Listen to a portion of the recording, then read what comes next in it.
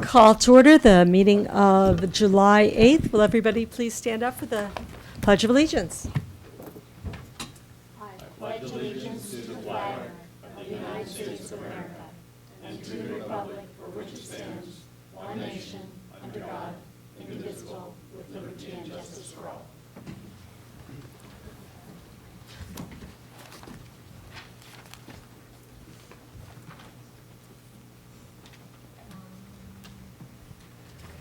Do we have Spanish translation tonight? We Yeah, have do. Esperanza Villegas with us tonight.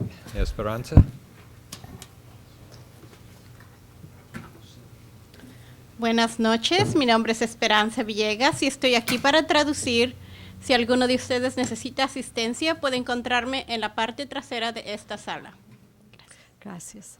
And there are headsets for the hearing impaired, which will be noted on the board as soon as it comes up. Acceptance of donations. Move to approve with appreciation. Second? All those in favor? Aye. Any opposed? Passes 4, and then we have 1 absent, Noel. Introductions, proclamations, presentations, or recognitions. I do have a number of introductions and recognitions. I'd like to start with the events of the week. It's been a very busy week. In fact, a very, very busy weekend. And people have spent a lot of time on behalf of the district and our children and local firefighting activities. So to be kind to them, we did not ask them to come tonight, but I do want to recognize some of those people, and we have some of the people who are in key roles right here with us, and I will ask them to stand and be recognized. I'm very proud of the role of our schools and the role that our staff played in supporting the community during the Goleta fire. On the night of July 1st, our schools were pressed into service.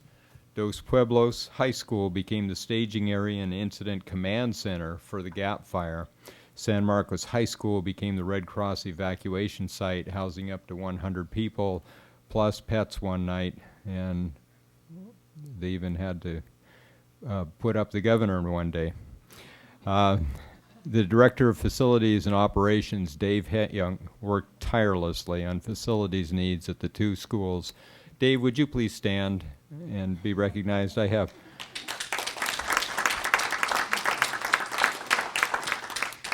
other things to say about you as well, but but I think one of our first calls between Barbara and myself was with Dave.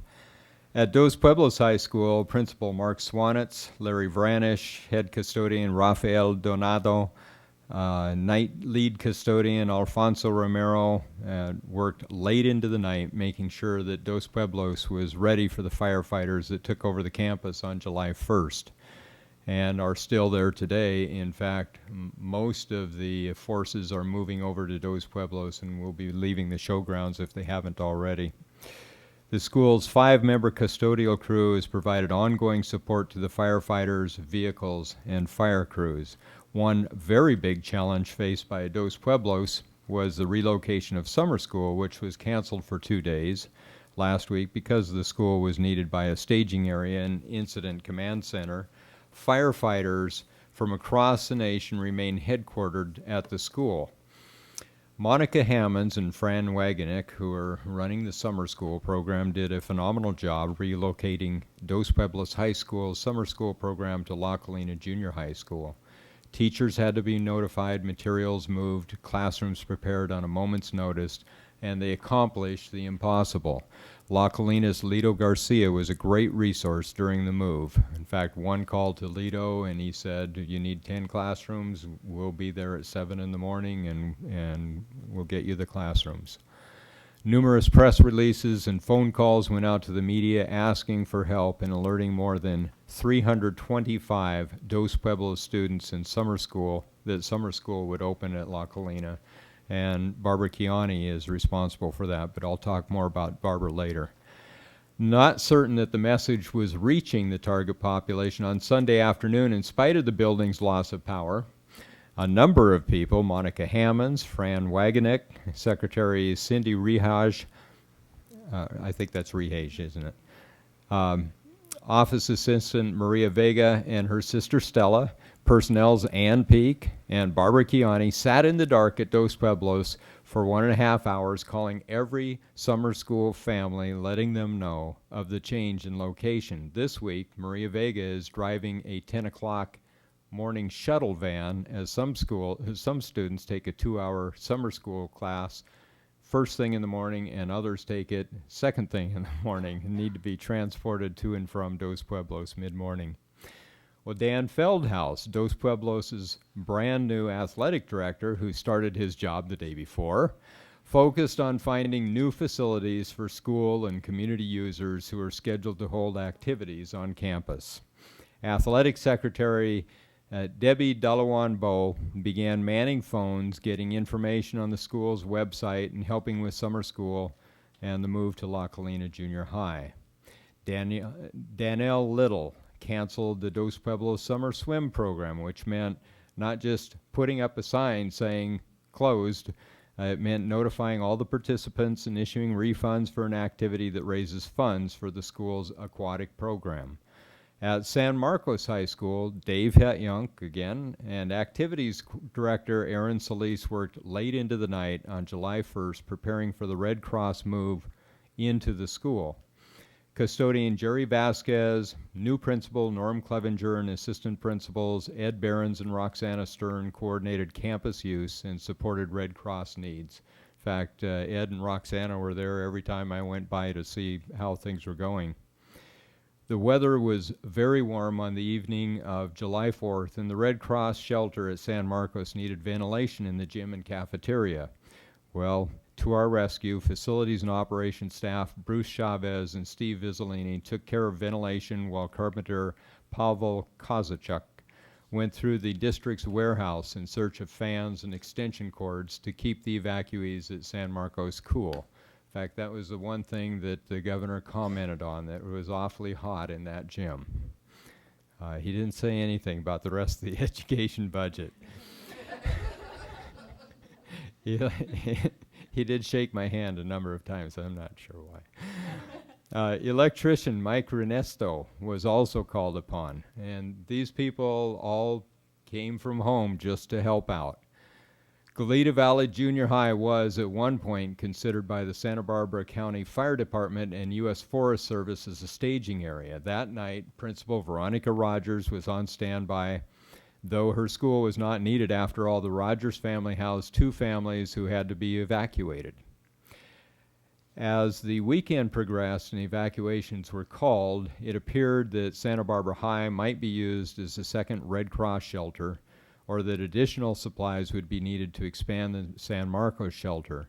It was almost midnight when Principal Mark Caprito, Assistant Principal Gene McRae, and Athletic Director Nan Verkijk were on standby to support the Red Cross efforts. In fact, that went well into the night. And Nancy Harder, I understand you were evacuated as well, but we didn't see you at the shelter. Finally. But I want to thank you Yes. because I might not have evacuated if you hadn't called me. I gave Nancy a call and said, put your valuables in the trunk of your car. Finally, I'd like to tell you about Barbara Chiani. Barbara, would you please stand? Over the past week, Barbara Chiani has been the district's liaison and resource to the Santa Barbara County Emergency Operations Center. In fact, when she contacted them, they said, would you please come to the Emergency Operations Center? Beginning July 1st, she relayed the Emergency Operations Center needs to the district as well as county education office staff, and helped them and the Red Cross problem solve when it came to the use of school facilities. Barbara attended daily emergency operations briefings and provided multiple daily updates to district staff. A lot of us got a lot of telephone calls from Barbara Chiani. In fact, I think you had some phone problems because of it. She maintained communication with the media throughout. She also worked closely with the Red Cross at San Marcos and provided support to Dos Pueblos High School summer school relocation efforts.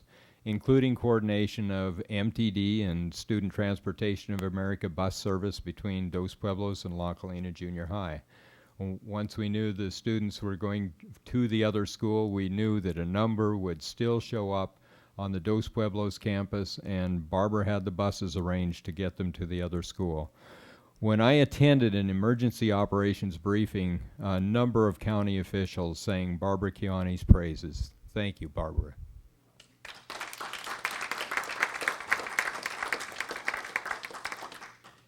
Well, there were even others who helped. Our community needed the help of our schools, and I'm very proud that no matter what hour of the day or night, our staff answered the call.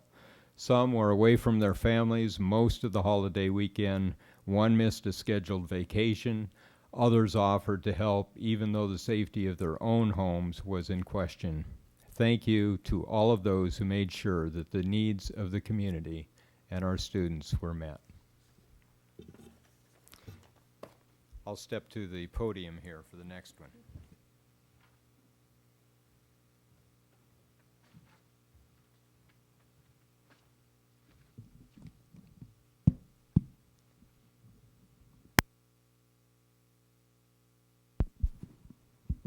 How's that? Well, you may remember a video project about how this district operates. We have 3 students with us who I would like to recognize tonight in our efforts to provide information about programs and opportunities in our school districts. We've been working with Santa Barbara High School's videographers, Tony Johnson. Tony, would you please come forward? Max Margolin, and the project coordinator, Brian Rouse, to create a DVD. Now, Andy Gress also worked with him and did much of the editing, I understand? Okay. So, Brian, get in line right there so that the camera has you in full focus. How's that? Well, they created a DVD, and they've done an excellent job, and we want to thank them for their efforts. Tony was a winner in the Santa Barbara International Film Festival's 10-10-10 student competition. His award-winning film was The Apple and the Tree, and I think some of you may have seen that. These students are now off to college. Andy and Tony will be going to Chapman University. Max will attend Cal State University Northridge, and Brian is off to USC. Students, thank you for your efforts and your continued success. Best wishes on your continued success in college. Thank you.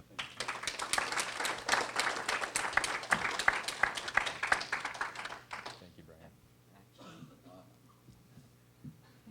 Actually, we have some DVD copies for you guys. It is still a draft. We're adding a few extra pieces of media, just some videos and some images to improve its quality. But in the meantime, here's a draft for all of you.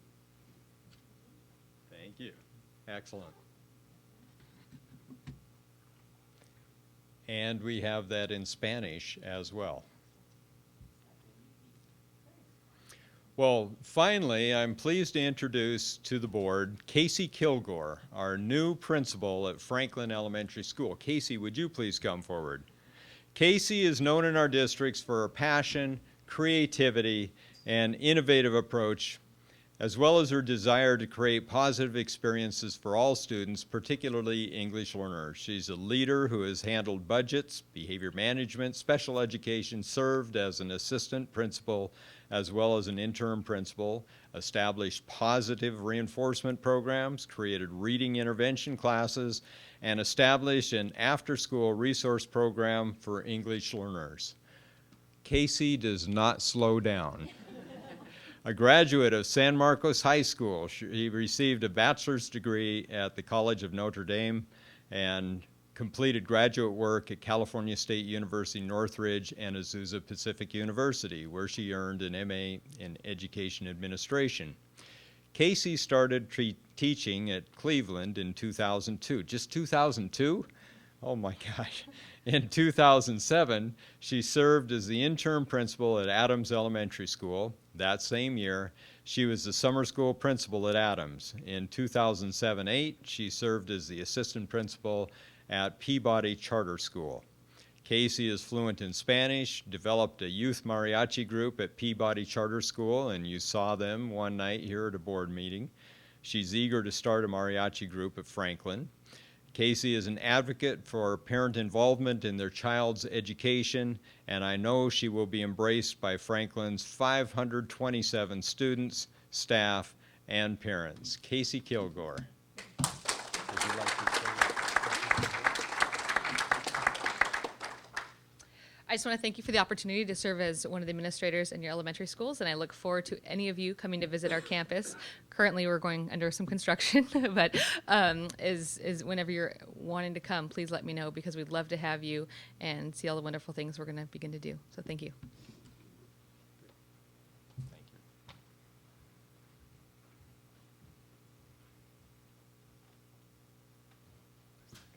Well, that's it for our presentations tonight. I do have a brief superintendent's report. Thank you, students. Actually, not students anymore. Not- Thank you, graduates, yeah. That's right. Thank you.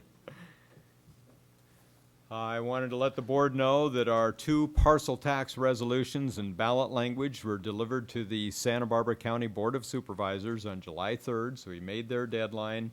That is off and running. Quick Yes. request, will you email copies of the final language to everyone? Good. Does that get to go on our website? Is that, Oh, yes, it's on the website. Good. My office regularly issues a report to the board called the Board Brief. This is a collection of reports and articles on school and district matters. A copy is on display in the reception area or can be provided through the superintendent's office. I would like to highlight just one item from the June 27 board brief. Julie Avnet, President and CEO of Spectrum Management Solutions, provides services to the district's bond funds, such as preparing reports and budgets and expenditures on budgets and expenditures of the funds. It was very heartening to hear her say that as of May of this last year, with $114 million, because we had accessed a significant number of state matching funds in the secondary district for Measure V, the secondary Measure V bond funds, of that $114 million, 98.3% of the total bond expenditures went toward actual projects, including design and construction. Only 1.7% of the total expenditures went toward costs not specific to actual projects, such as bond sale costs, legal costs, and office equipment, supplies to manage the entire construction program. She felt the district has done a superb job in maximizing the total dollars spent on actual construction projects while minimizing non-project specific costs that can occur in programs of this size. In fact, in her words, this is the best she has seen in the state. And she has considerable experience with bond funding. And finally, we had a tragic death. Our feelings and thoughts go to the family of the boy who was stabbed on the 4th of July and who subsequently died. And we're following through with that in a number of ways, and I'll give you more information on that as we find out more. Thank you. thank you. We don't have any public comments. Consent agenda. Move to approve. Second? I just want to note two retirements by classified staff. James Fergan, after 11 years, and Anthony Hernandez, with us for 40 years. Yeah. All those in favor? Aye. Any opposed? Nope, so passes 4 with 1 absent. Noel. So we're moving on to our action agenda, C1, which is the approval of membership for Surplus Facilities Committee to study the feasibility of moving the district office and rental of the district office site, feasibility of rental of Ortega Street, and feasibility of rental of Parma School site. We've discussed formulating a surplus facilities committee for some time, and during our budget cuts, in terms of revenue enhancements primarily, we had discussed the feasibility of renting district office, moving district office, possibility of renting the Ortega site, and even the feasibility of renting the Parma school site. I will ask Dave Hetjunk, our Director of Facilities, to make this presentation. We would like you to formalize a committee so that we can move forward.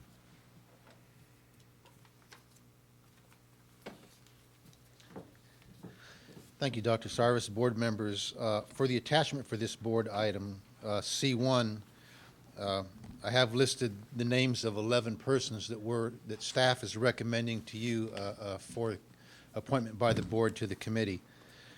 We advertised on the website, we advertised by word of mouth, and we even did some solicitation.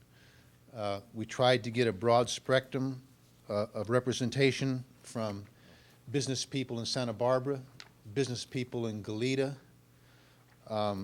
representation from both cities, from county supervisors, from people in the community, and all of the people here have graciously volunteered to serve on this committee, and I think it's a list that is representative of our committee, and hopefully you agree. If not, let me know, and we will solicit other names. I just had a couple of questions. First of all, are these all the people who indicated that they were interested, or were there any people who had indicated that they were interested who are not on this list? The only person not on the list was a former board member who indicated that she didn't think she had time to serve. Of the people, we had 12 names that we've contacted, and that was the only person that's not on the list, but that was at their option. Nobody that contacted us that asked to serve is not on this list. I didn't have anyone else contact me that's Okay. not already on this list. And then the other question that I had was whether any of these people have background in environmental impacts. I would assume that that Ken Knight with the Planning Commission and Betty Weiss with City Planning both have that expertise. As does Alyssa Hummer. Yes, as does Alyssa Hummer, who Okay. formerly with the county Okay. planning office and supervisor's office, and now with UCSB. Extensive background in that area. Is a board member going to serve on this committee, or is that not counted as? In the cover memo, I indicated that the board may wish to appoint a liaison to the committee. A board member is not part of the education code for serving on the committee, but when we had a prior committee, Mr. Rifkin served as a liaison and sat with other staff and was a resource to the committee as far as a firsthand knowledge of a board member saying what they expected of the committee. And so we would have Pat Saley as the facilitator of the committee. Typically you'll see myself, Craig Price, or Nathan Rogers, Dr. Sarvis as support people, and Mr. Smith as support people for this committee, and it would not be out of the realm of what we've done in the past to have a board member there as a liaison, but not as a member of the committee. And generally, having just gone through this in the last year, since the committee's going to make a recommendation, even though it's an advisory recommendation to the board, whether properties should be sold or leased, and then the board has the option to basically accept, reject, send back, whatever. Therefore, you wouldn't want them, a board member, acting on that committee in that role and then having two bites at the apple, so. I'd like to move to approve. I'll second. I don't have any more questions about the committee. I would have, and maybe in the future, I would have liked to have seen a little bit of like background information about the candidates beyond just listing here. One of the things that I was interested in, and given that these were basically all the candidates that we came up with, was somewhat interested in where they all live. Basically, just to make sure that we had widespread representation, geographical representation on the committee. So it just would have been helpful to have a little bit more information about all of them in order to check out a variety of kinds of balances that we might have wanted on the committee. Good. We had spent quite a bit of time making sure that we thought we had good representation from business community, from planning backgrounds, diversity on the committee, but I hadn't thought of that one. Sorry. Okay. So we have a motion. All those in favor? Aye. Aye. Any opposed? So passes 4 with 1 absent. Thank you. Do we want to talk about this liaison now? Is there anyone who would like to be the liaison first? Good. Okay. Any other volunteer? Otherwise, we'll just hold it to that. Thank you very much. Anything else that we need to? No? Okay. Then let's move on to C2, which is approval of a fiscal health committee in response to discussions about the budget advisory committee. At one point, we had talked about a budget advisory committee. We had talked about some variations of that, and tonight we're bringing this back as a recommendation to form a fiscal health committee, and I'll have Eric Smith, our deputy superintendent, explain that. It was clear from our discussions in March that the board wasn't really looking for a traditional budget advisory committee as was recommended by School Services of California. So I started looking at the models that I'd seen in other districts or been a part of. And so this particular model is really deals with not prioritization in terms of what goes into the budget, but looking at the underlying elements of fiscal health and also looking at building capacity among community members to understand the district's finances and the challenges that the district is confronted with given the chronic underfunding of K-12 education in the state of California. So in the model that I'm familiar with is I get to lead the discussions and basically try to increase that capacity among a wide cross-section of community members. So you're basically developing experts in the community, so when there's misinformation, they're out there to counter that type of information because they've been educated. In terms of the composition, it can be any composition you want. As you see, we're not recommending that this be a Brown Act committee because the subject matter is really not action-oriented. It's more lecture-oriented, and in terms of, looking at the things that maybe the district should be doing to basically increase its fiscal health, or what are the issues that are on the horizon. And it's a lot more long-range fiscal planning perspective, where budgetary committees are usually short-range, just dealing with the current fiscal year and the development of the budget. So that's the model I'm putting out there right now. I'm not sure if that's exactly what the board is looking for, but that's something that I'm familiar with and I'm comfortable with and feel like I could play a significant role in. So I guess I need to hear what the feedback is. I appreciate you being willing to step up and do something like this. I think that I am very cautious about it because in the past when we've done budget workshops, in other words, to, put some basic information out there in front of staff and in front of members of the public, attendance has been pretty poor. And And I would hate for you to invest a lot of time and energy if attendance is very poor at something like this. And I'd be willing to approve it on a trial basis, and also based on perhaps sending out specific announcements or invitations to certain members of the community, PTA presidents, certain members of the nonprofit community that serve young people, you know, that kind of a group of people, and see what kind of attendance you get, and then based on, you know, 2 or 3 meetings in the fall, assess, and then, you know, come back and decide whether or not it's been worth the time and the energy.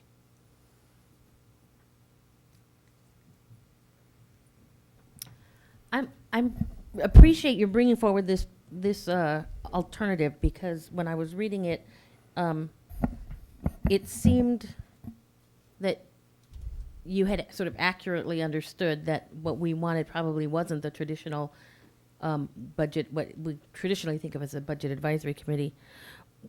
And I like the idea of having a committee that is working on making the process, understanding the process. There's something missing in that, though, that I had envisioned when I originally was sort of asking for a budget advisory committee, and that is that I think had thought of a committee that would make recommendations to the board, not necessarily for prioritization of specific programs, maybe, but for maybe for prioritizations of,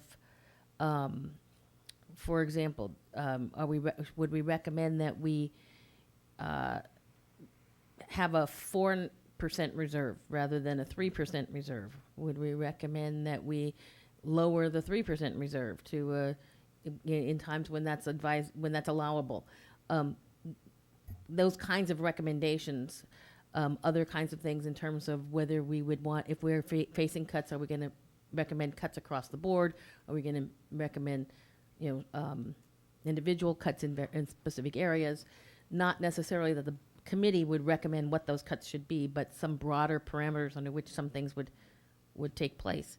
So that part of it, I'm kind of toying with or feeling a little bit conflicted about losing that part of it. But I really like the idea, because also part of my concern had been to try to make the budget process a little bit more transparent. So in the way that you've, the fiscal health sort of aspect of it, I think would be useful to have a committee there that maybe is looking at the budget process and ways to make that process a little more understandable to the general public. I think that could be very useful. So I have some things that I'm sort of struggling with, and other things that I think could be really, really helpful. And frankly, when I put the item together, knowing the board's concerns across the board, that's what I struggled with too, is basically putting something that would be together that was useful, but also, would not usurp the board's authority with respect to priorities during the budget development process. So I was trying to balance those two things. So it's my best shot at this point. And if I can just quickly say, I think part of my reservation is that I don't perceive a body making recommendations to the board as any kind of, stepping on our toes in terms of ultimate decision making, because whatever recommendations come to us, we still have the authority to act on them. And so I don't see that as, in any way in conflict with our authority. I know that has been expressed, so I understand your concern. So one way to deal with that is if you're looking for a little more formal process, we'd make it a superintendent's committee, and then the recommendations are advisory, and so that's one way to deal with it. Go ahead. Your experience with this, was this at Berkeley Unified? Yes. How was attendance at Was it called a fiscal health committee? What was it We called? called it resource work group there. Okay, the resource work group. And to tell you the truth, what happened? Catchy title. Yeah. Well, there was a resource work group, and then there's forgive me, you guys. And then there was a counterpart in the instructional side, and it was basically it was about a year and a half of groundwork prior to a renewal of a $20 million parcel tax. And so basically, you know, the concern was, one, was identifying on the instructional side what they called the call to action, and then two, basically supporting it in terms of increasing the capacity of community members to understand the financial picture of the district and what the challenges were. So obviously I'm borrowing here, and I'd have to tailor this to fit this district and this community, but it could be easily done. Relative to attendance, erratic is the best way to describe it, depending on what the topic was and depending on the time of the year and everything else. You know, it could be 20 down to 7, you know, so. But you're not going to get probably more than, you know, that's good. If you can get 10 to 20 that are well educated about the district's finances, that's significant. I guess for me, I think it would be fantastic, but again, if the goal is simply education, I'm not sure if that's going to be enough of a driving force to get committee members interested in sticking with it for the long haul. I mean, really, I could see them saying, we'll learn it this one cycle, go through a cycle with you, and then hopefully there would be 15 new members that would be ready to jump in and they'd learn it, but I'm not sure that would happen. I'd agree with Mrs. Harder that maybe as you could float it and see how much interest that there was in the community. But I'm a little unsure, and I don't want you to, again, put so much effort into it if it's not going to be something that is really useful to the district. Okay. Because it is always possible that there is a group of people that become very interested, get educated, and then, as Ms. Cordero said, want to deal with some issues and want to talk about it. And then once they're educated, that would perhaps be possible. But it sounds like a process that may go any which way. Mm-hmm. I think we all kind of agree on that.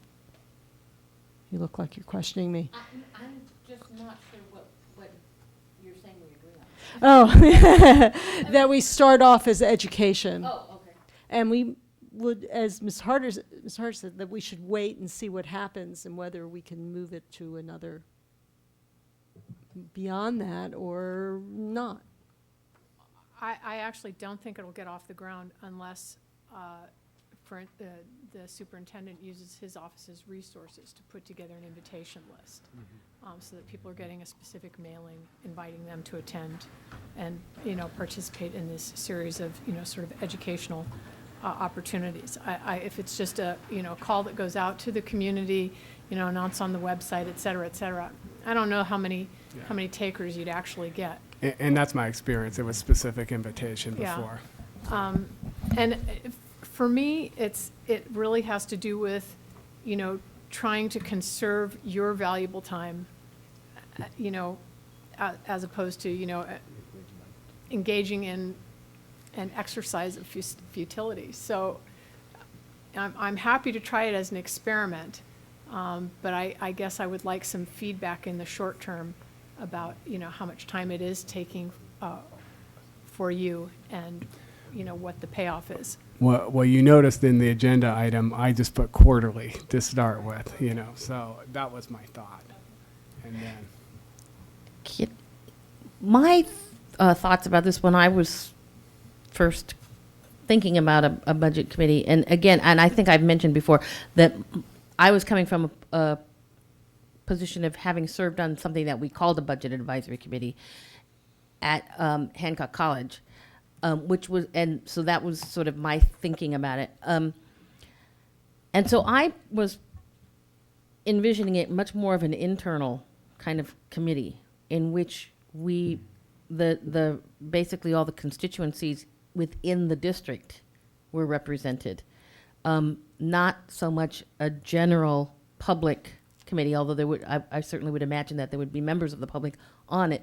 But I was thinking more of having, members of the bargaining units, members of the various, maybe teacher or staff organizations, whatever they might be, various administrators. In terms of, that's why I had perceived it more of a advisory committee, because my thoughts was that it would be coming from internal membership, which would have some knowledge already of the district needs and functions, et cetera, and they would be in a position to maybe make recommendations about how we operate. And I'm not tied to that, but I am concerned about that. I mean, I'm not tied to that being in this committee, but I am concerned about where in our budget development process we hear from the different constituents within the district and their concerns and their recommendations, et cetera. Without, this committee could go in a totally different direction. I'm fine with that, but where would that other process take place?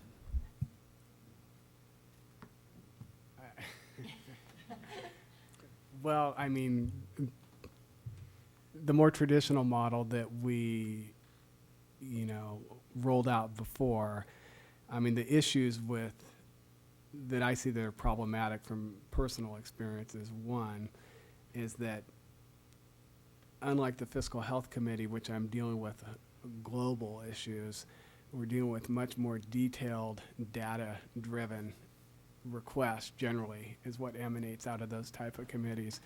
And then when we get into recommendations, if there are recommendations, 95% we're going to agree upon, but there's 5% that, that I'm going to think are not negotiable, and SBTA might think they're negotiable, so we get the loggerheads on those type of things. And so those are some of the issues that I've seen that have been difficult in the past. I don't have a really good answer, to your question, other than the process. There's community input process when we go through the budget development right here. So this was envisioned to be primarily internal and to include parent advisory members as well. But it was classified members, certificated representatives, administrators, and board members. So it really was to be internal. It wasn't one of those, let's go out to the community, let's get input from the community, study the educational funding model, and get recommendations from the community. So it really was educational in more of an internal way. I'm sort of comparing it in my head to our parent advisory committees, which don't have a direct line to the board, in the sense that there is board representation on the committees, but they don't put together a report, they don't put together a recommendation, and yet they are tremendously useful committees. And it's a real direct interaction between the then assistant superintendent in both districts and what parents are thinking. And I think that even with this as a fiscal health committee, if we can get teacher, staff, parents, everybody to realize that this could be tremendously useful and to come to the meetings, it is still an opportunity for district staff to hear what people are thinking and to see where they're confused. And it colors everything that you do, even without getting a list of recommendations directly to the board. So I do think there could be a benefit to it, even as it is. It's just a question to me of, will people buy into the process? Do I need a motion here?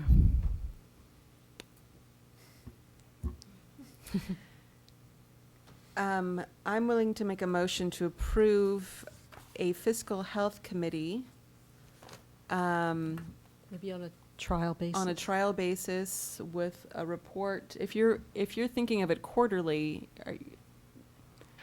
after 6 months to We come back in January. come back in January with a report to see if it's working. Okay. I'll second that. Okay. Any other discussion? All those in favor? Aye. Any opposed? Yep, it passes 4 with 1 absent.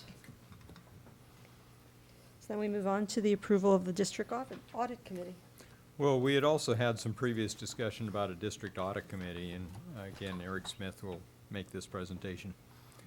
This is a more formal committee. As you can see, it's a Brown Act committee, and basically, generally, when you create a audit committee, you usually have that formalized in board policies, and there's bylaws that are developed.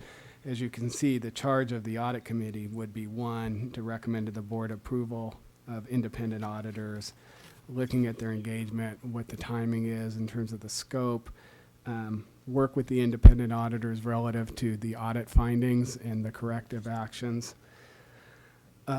Also, to look at any areas that, or work with the independent auditors, and also now that we have an internal auditor, to examine any areas where it might be perceived that management is eroding internal controls. And that's significant because with an internal auditor, now we can have that person cross all organizational district department boundaries and look at those type of issues. And then just look at any other transactions that might be susceptible to internal control breaches, fraud, misappropriation of funds, and working with the audit committee to basically also increase their awareness of how school districts operate versus how businesses operate. So in this particular instance, as you can see, because I'm going to have an internal auditor, I identified them as being the staff resource here. So my concern about organizational capacity is somewhat lessened because of this. I have been involved with the audit committee in the past. They can be very useful. They do consume time, but it won't be my time, so I'm free to give that out. And so our recommendation would be to approve that. Actually, I'd be prepared to make a motion to approve the audit committee.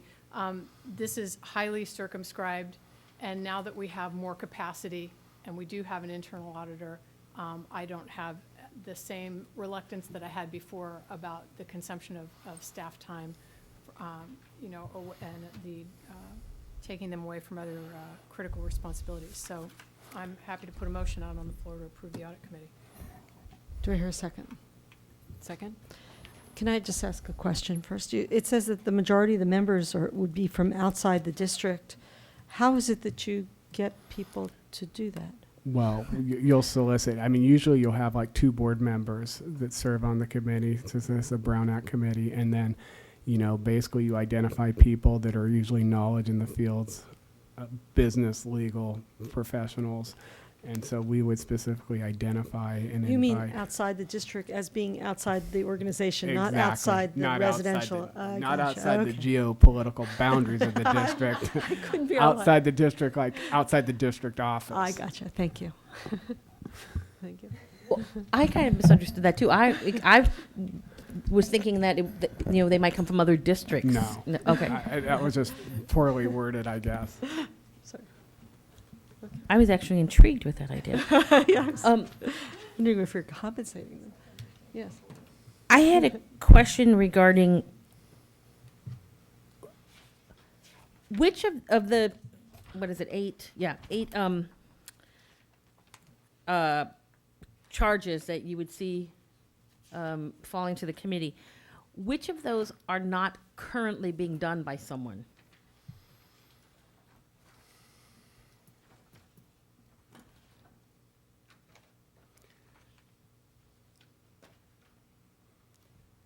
Three's a little hit and miss.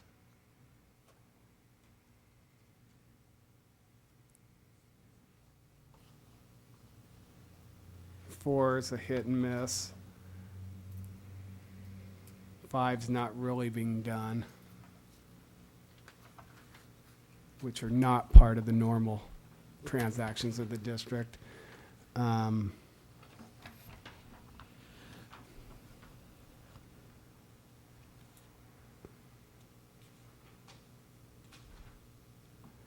I'm not sure that we have adopted a fraud policy. I don't recall that. I don't believe we have. And generally, that's something you want to do. And usually when you adopt a fraud policy, you have to have an investigating agent. And usually that'll end up being your internal auditor if you have one. So that's not being done. 7's being done relative to corrective actions and what we have to respond to the county office, but I'm not sure it's getting the detail it really needs to get. And 8 really hasn't occurred because I was directed to RFP. Usually that's in there if you have an auditor that says, hey, we're done with you. We don't want to audit you anymore. And, you know, frankly, that was, when I first went to Berkeley, our auditors left, and so I was asked to place that in there. So that was just lifted from that policy. And so the board wanted to know why. And so that's why it was in there.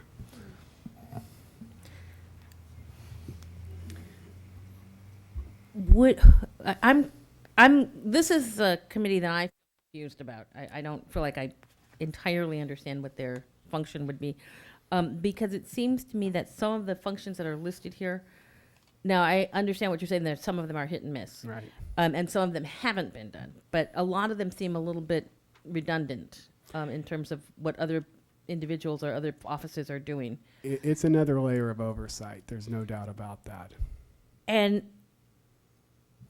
it seems to me that in order to do this, you would have to have members of the committee who would be fairly knowledgeable about the district finances. You're going to have at least 2 board members, and then you might have 3 other people. And generally what you want to do is identify people that, even if they're not fairly knowledgeable, they can come up to speed pretty quick based on their backgrounds. Okay, I think that's, Yeah. I'm just reacting to Ms. Cordero. I thought redundancy was the whole point of an audit committee, that you would make a demonstration to the community that not only has the district fulfilled their own capacity to perform audit functions, but this other committee has been put in place to say, yes, they're doing their job, and we're happy to report to the community that they are doing their job. I guess one way of looking at it is that I don't suspect anybody's thinking I'm not doing my job, but having an internal auditor basically reinforces the notion that checks and balances are in place, that internal controls are there. So as you just said, having an audit committee just reinforces the notion that the board's willing to have somebody look at things a second time to make sure that management's not eroding internal controls, that the checks and balances are there, that things are the way they should be. And we do have public comment on this. no, okay. Elaine Wheeler from the Santa Barbara Teachers Association.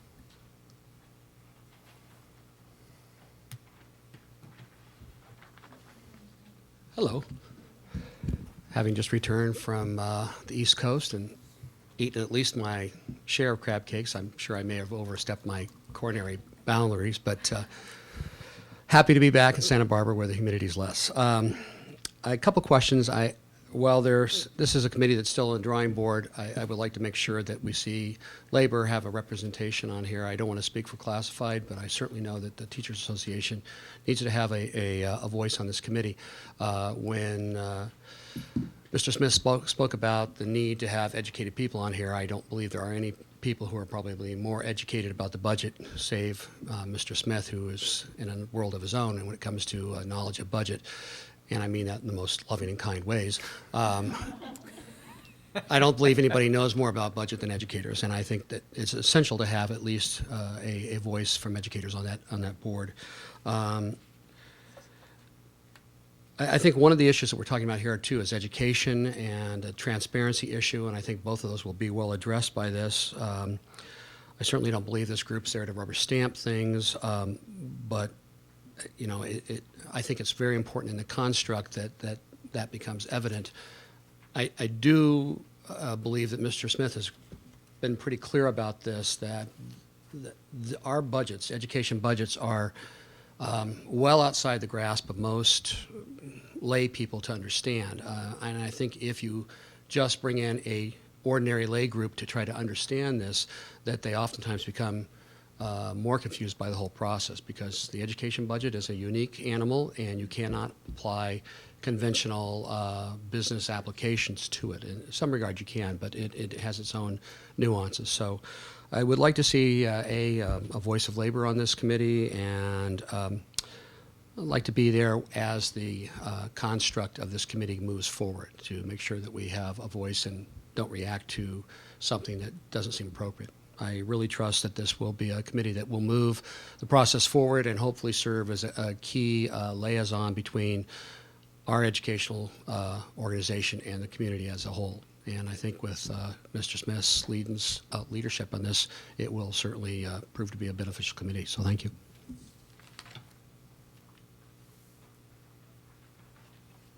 Well, this doesn't really address specific members on here, so that's something that comes back, is that? Yeah, I mean, because if you're going to establish this committee, you would probably do it through policy and bylaws. One of the other things I would mention is that the thing that's different about an audit committee as opposed to a budget advisory committee or any of those other committees, those committees are prospective. The audit committee is really reflective or retrospective. It looks at things that have already been done and were they done in an appropriate manner, and if not, why? And then, you know, my expectation was they'd be reported out why or whatever the case may be. So I think that's an important distinction. Okay. Can in that distinction, what would you say is the sort of practical consequence of that distinction? Are you saying there needs to be different kinds of membership as opposed to a budget committee, or what is the value of that distinction? I guess I'm saying since you understand this better, more fully than I do, what should I be thinking about based on that distinction? I guess one of the issues is that the audit committee decision making isn't made retrospectively. The decisions have already been made. Mm-hmm. So, I mean, that's one of the things you might want to think about, however you process that. I think the other thing that needs to be thought about is that the makeup of the audit committee, I think you can have as diverse of membership as you want. You just don't want the committee to become unwieldy. But the important thing is you want that committee to muster credibility in the community. So basically they know that, hey, the people on that committee are well respected and the community values their opinion. So.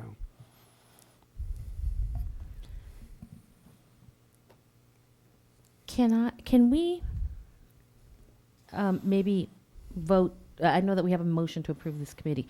I'm wondering if we could approve the committee with some stipulation that it come back to us in terms of what the makeup of the committee is going to be.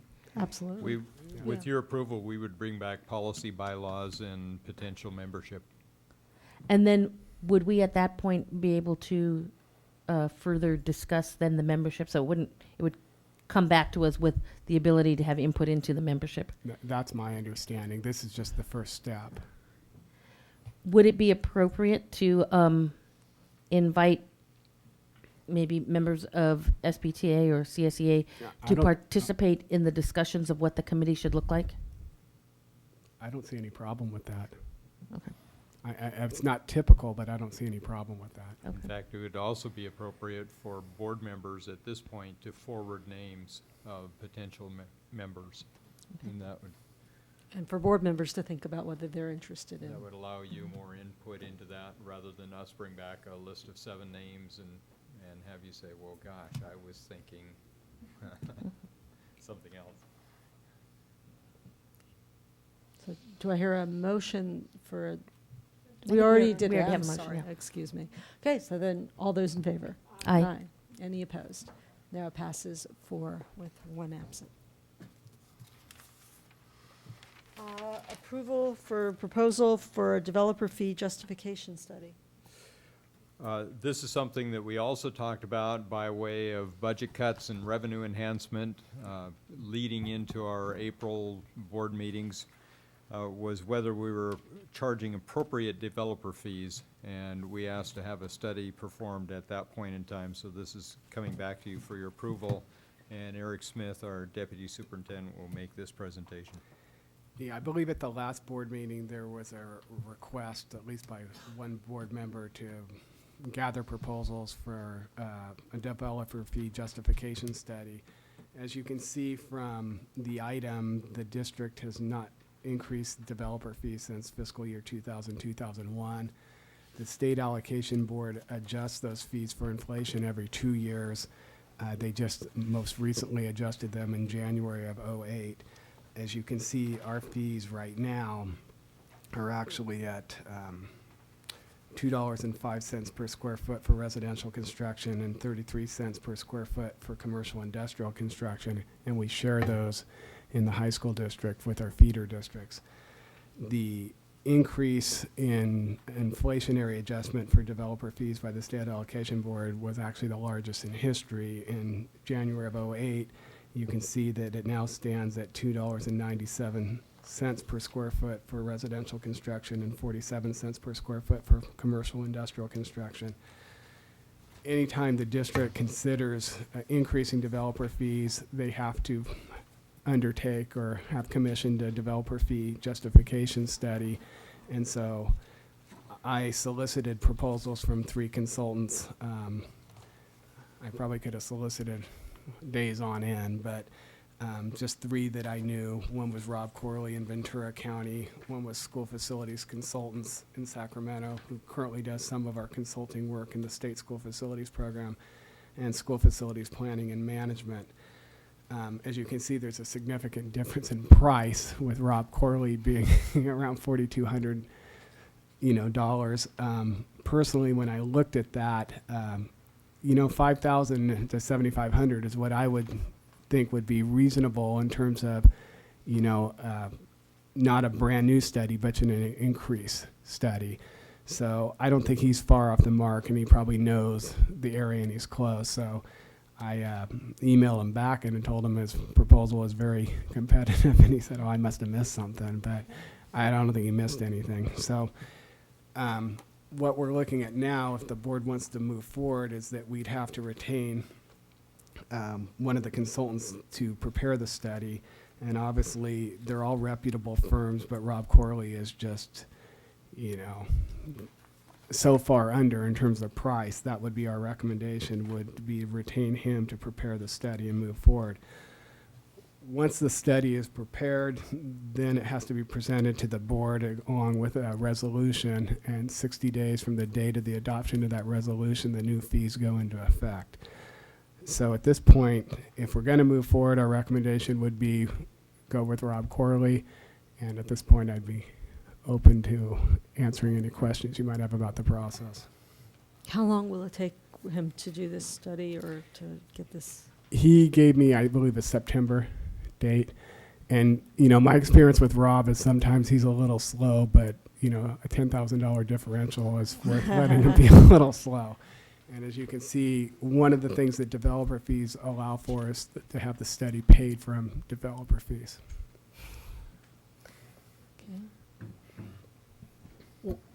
Assuming that he didn't miss anything, what do you think accounts for the huge disparity in the other two, in his bid versus the other 2 bids?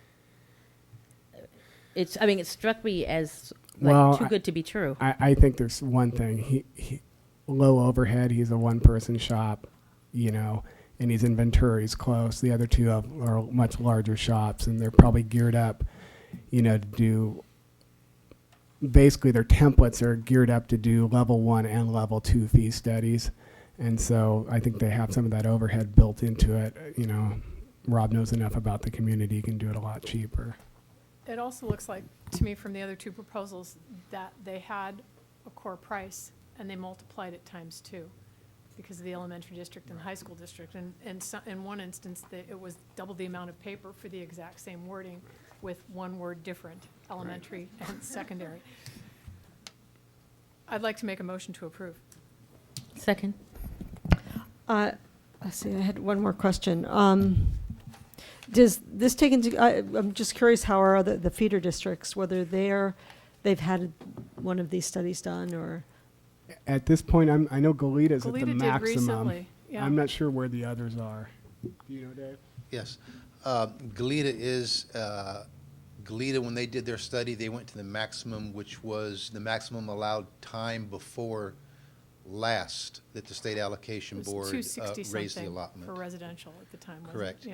Yeah. Montecito Elementary has a rate that's slightly different. I think they're 1 or 2 cents below, but all the other feeder districts are basically in line and have not done a recent justification study. Just for the board's information, we collect all the developer fees for our feeder districts and then distribute it to them for a convenience for the people that are getting a building permit. They don't have to go 2 places and pay one fee to an elementary and one to a secondary. We collect and pass that on. So it doesn't matter that someone who lives in Goleta or Hope or whatever, that there's 2 different amounts. They pay whatever that is to us, and then so much goes to. They I mean, pay 50% of the square footage to our high school district at the high school amount, and 50% of the square footage at the elementary rate per the elementary district that they live in. Boy, So we have that's to not actually look complicated. that up every time they bring in a permit, their address, to make sure we're crediting the right feeder district. So the best way to look at it is if we went to the maximum out in those areas between a feeder and the high school, it can be no greater. It can be no greater than $2.97. It can be less, but it can be no greater. Okay, we had a motion and a second. All those in favor? Aye. Any opposed? It passes 4 with 1 absent. Now we're moving to the conference agenda, and we have a request to address the board by Carolyn Anderson. We're a little ahead of time here. Is that a problem? Okay. Great. I don't want to. Well, this is a request to address the board. So Carolyn, would you please come forward and, there you go. Do I say We- formally I'm here to address the board? No, we know that. Okay. Well, actually, Jean Martinez is going to begin the presentation, but I Yes. just wanted to pass out one other handout. I think you have the presentation, the PowerPoint. Yes, we do. Okay, so nobody needs a copy of that. And did you want to lead off of a PowerPoint that's loaded on the machine? That would be wonderful. Okay, let's get that done. Dave, do you have that? Okay. Thank you.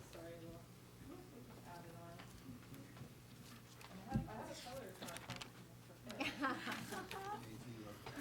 the PowerPoint, when it comes up, this is, she's going to do it. This is forward, and that's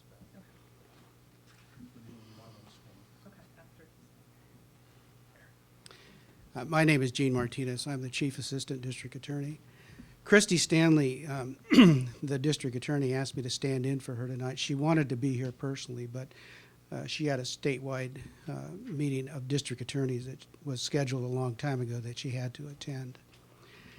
I'm here to emphasize how important we think the truancy program is, not only to our office, the schools, and to the community as a whole, but especially to the kids it serves and whose lives we believe it changes. I know that we're all going through a difficult budget period, believe me. We've had to spend many hours in our office going over facts and figures and justification for allocations and so forth. But we believe strongly enough in the truancy program that when we had to make our recommendations to the Board of Supervisors concerning our cuts, we agreed to cut 3 attorney positions before any of the truancy staff would be cut. And that's pretty substantial for our office to do. We did that because we really believe in the program. It has a proven track record over a decade that we've administered it. It helps kids, it reduces crime, and in the end, it protects the public. I'm going to step aside and turn it over to our area truancy supervisors, Caroline Anderson, Nancy Bratcher, and Maite Frank, and they're going to tell you about the nuts and bolts of the program and the successes that we've experienced with it. Thank you.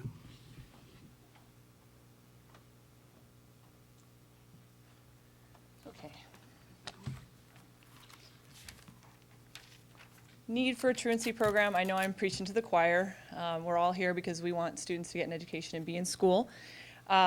We also know that truancy is an early warning sign, a symptom, if you will, of many other issues, delinquent behavior, gang involvement, educational failure, suspension, expulsion, dropout, substance abuse, teen pregnancy, low self-esteem, mental health issues, family dysfunction, family stress. Because of all those reasons, the truancy program was developed and piloted here in Santa Barbara 11 years ago. I'm already there, sorry. It is a graduated STEP program. I believe you're all pretty familiar with the steps, so I'll kind of rush through them. Letter number one's letter from the school. That's when a student has 3 full days unexcused, the equivalent of 3 full days unexcused absence. If there's continued truancy, they would get a letter from the DA's office and be required to attend an after-school meeting, which is a presentation at the school sites. Here in Santa Barbara, not listed on the PowerPoint, we do have an extra step. It's called the AP, the assistant principal step, where the DA's office sends another letter requiring the parent to set up an individual conference with the assistant principal at the school site to discuss their student's truancy. The truancy mediation team meeting is when we get together on an individual level. Our social worker steps in. We start investigating a little bit more the causes of the truancy, getting to know them individually. We come up with a contract and we do formal referrals to community agencies. If there's continued truancy after that, and with follow-up from our social worker, the student and the parent will get a subpoena from the DA's office requiring them to attend the school attendance review board. And at that point, there's possible referrals to informal probation.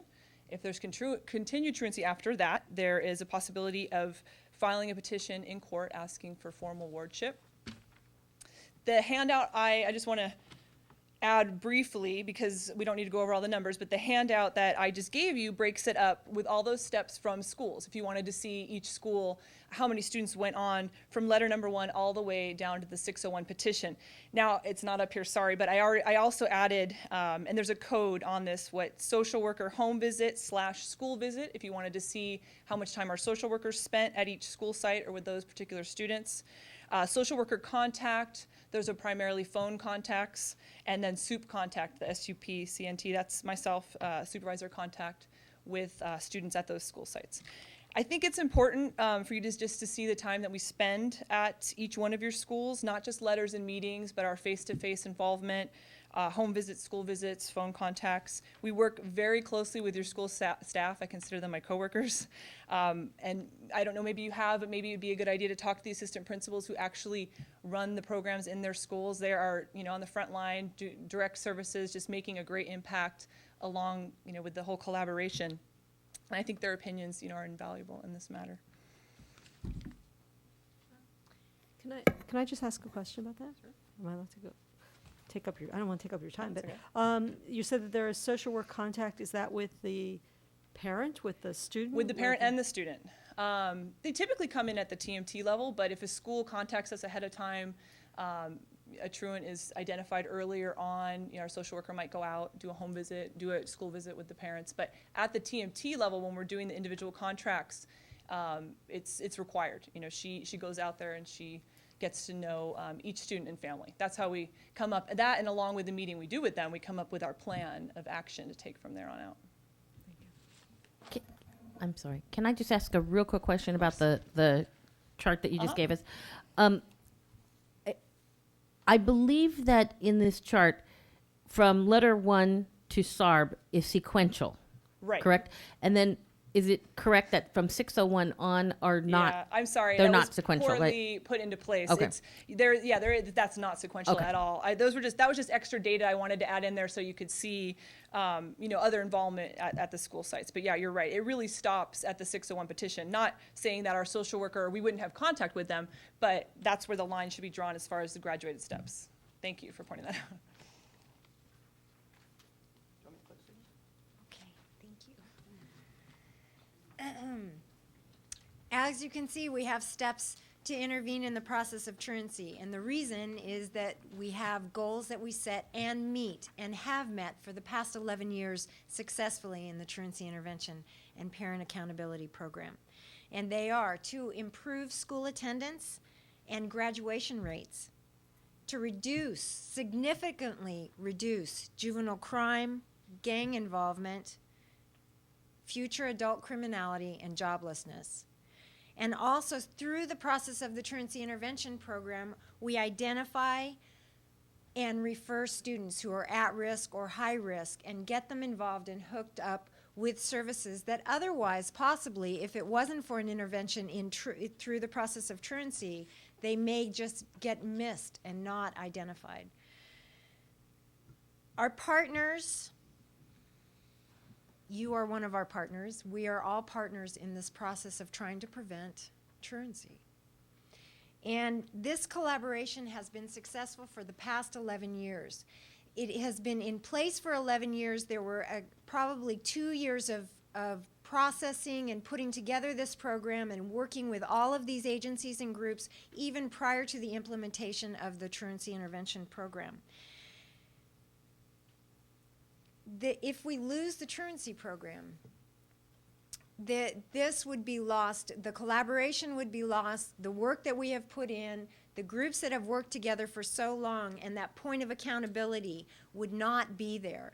Without the truancy program, without the formal program in place, without the district attorney's involvement to the extent that they've been involved to this point, you would lose average daily attendance. The prevention work that has gone on in the collaborative up to this point would be placed back on individual schools. There would be no point of formal accountability, and many, many students, high risk, at risk, low risk sometimes, on the fence, would be lost and not identified and not be able to get the services that we can provide by seeing them in the Truancy Intervention Program. Without the program, there's also a cost, of course, to the community. Schools are not the only ones who pay the price. But we as a community, all of us, pay the price for truancy. And we pay the price through daytime juvenile crime, increased juvenile justice cost, psychosocial and emotional loss of our youth, to our youth, and we will see further community deterioration, future joblessness, and again, adult criminality.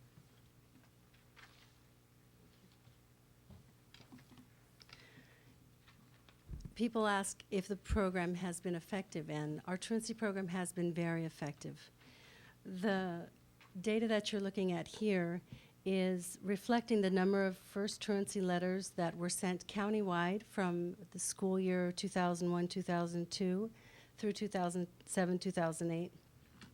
And as you can see, we can see that initially there were 8,209 letters sent in 01-02, and we see an increase gradually until we see a peak in 05-06. And we determined this increase due to the fact that communities and schools, probation, DA's office, all of our collaborative partners had to really get on board and be trained in the program and fully understand what their role was in the program. And so, in essence, it was a learning curve. And we seem to have peaked in 05-06. And since that time, the first notifications of truancy have been on a steady decline. So what we see is that after this learning curve, we peaked, and now we're seeing less and less students needing that first intervention step. For example, countywide 07-08, if we look at all of the students that were served, there were 10,252 students in all of the school districts that received a first notification of truancy. From that point, a very, very small number of students were prosecuted. Less than 1% of the students that were seen initially required a petition be filed. A lot of people describe the program in essence as a funnel of sorts. We start with a very large number at the top, and as each step gradually takes students further down, we see less and less students until at the very bottom of that funnel are really a very, very small percentage of students. When asked how we can reflect financially the savings or the cost that is the financial gains that school districts see. One of the ways we do that is by looking at ADA. So if we look at countywide what schools can expect, for example, last year, we see that if we were to have taken those 10,252 first letters, and if we decided that they had to have attended at least a minimum of 3 more days of school, then that number multiplied by those first letters, those first students identified into the program, would be 30,756 additional days of average daily attendance earned, in essence, as a result of participating in the program. If we take that amount and multiply it by an average of $37 a day in ADA, then we can say that, and safely, because this is a very, very conservative estimate, that the school district saw $1,371,738 last year as a result of their ADA gains due to the participation with us. And then if we go on down the line and we look at the different steps, we can say, well, let's look at the students at step 2. How many of those did not need to go on to step 3? That was an amount that we would multiply then by 3 additional days, multiplied by the ADA, and you can see an additional $233,000 approximately as a result of those step 2 interventions. And so as we add it together, again, a very conservative estimate is a minimum of $1,375,738 that schools saw in ADA as a result of participation in this program. And more specifically, looking at Santa Barbara High School District, last year there were 2,527 letters sent within your district, and if we multiply out by the number of 3 more minimum days of attendance by ADA, we find that specifically your district earned $280,497 in additional ADA. So we believe that the gains that you're seeing are quite large in comparison to the percentages that we are seeking in order to support this program. Okay, I'm going to run through these last few quickly because I know we're probably going over our time. Countywide student population that we serve with all of our school districts is 51,880 students. And you can see the Santa Barbara School District number up there, 10,196. I just have a quick question on both of these slides. It says Santa Barbara High, and then you have a number connected to it, but for Santa Maria, you've split out both their districts, and we are in essence 2 districts. Is that a combined number for elementary Well, in Santa and Maria, they have secondary? a full running elementary program. That's why we split them up. Is that what you're asking? Thank you. Yes. So the entire program costs to run what we have now with the 3 supervisors, 3 social workers, clerical support in countywide is $658,000. The amount it costs to run this in Santa Barbara, if we divide it up by the population again, is $129,317. In order to continue services as we have them, what we are asking the school districts to contribute is just a percentage of this. And as you can see, it's divided up differently again by population, but what we are asking Santa Barbara High or Santa Barbara School District to consider is $64,658 roughly. Of course, in addition to the staffing commitments you already have in place, as I mentioned, we do work very well with the assistant principals and clerical support at your schools. To sum up, I just want to thank you for your time. We've been a successful partnership, again, for the last 11 years and just impacted thousands of students and families. And in these times, troubled times with juvenile crime and everything going on, it just would be a shame, just I believe to be the wrong time to get rid of such an important program.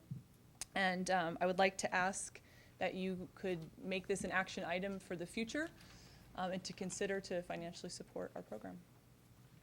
Is there any more questions? Thank you. Go ahead. If you could go back to the slide that shows how the truancy program has been effective. Okay. There's a couple. This one? No, one The other before that. That one. The letters. Yeah.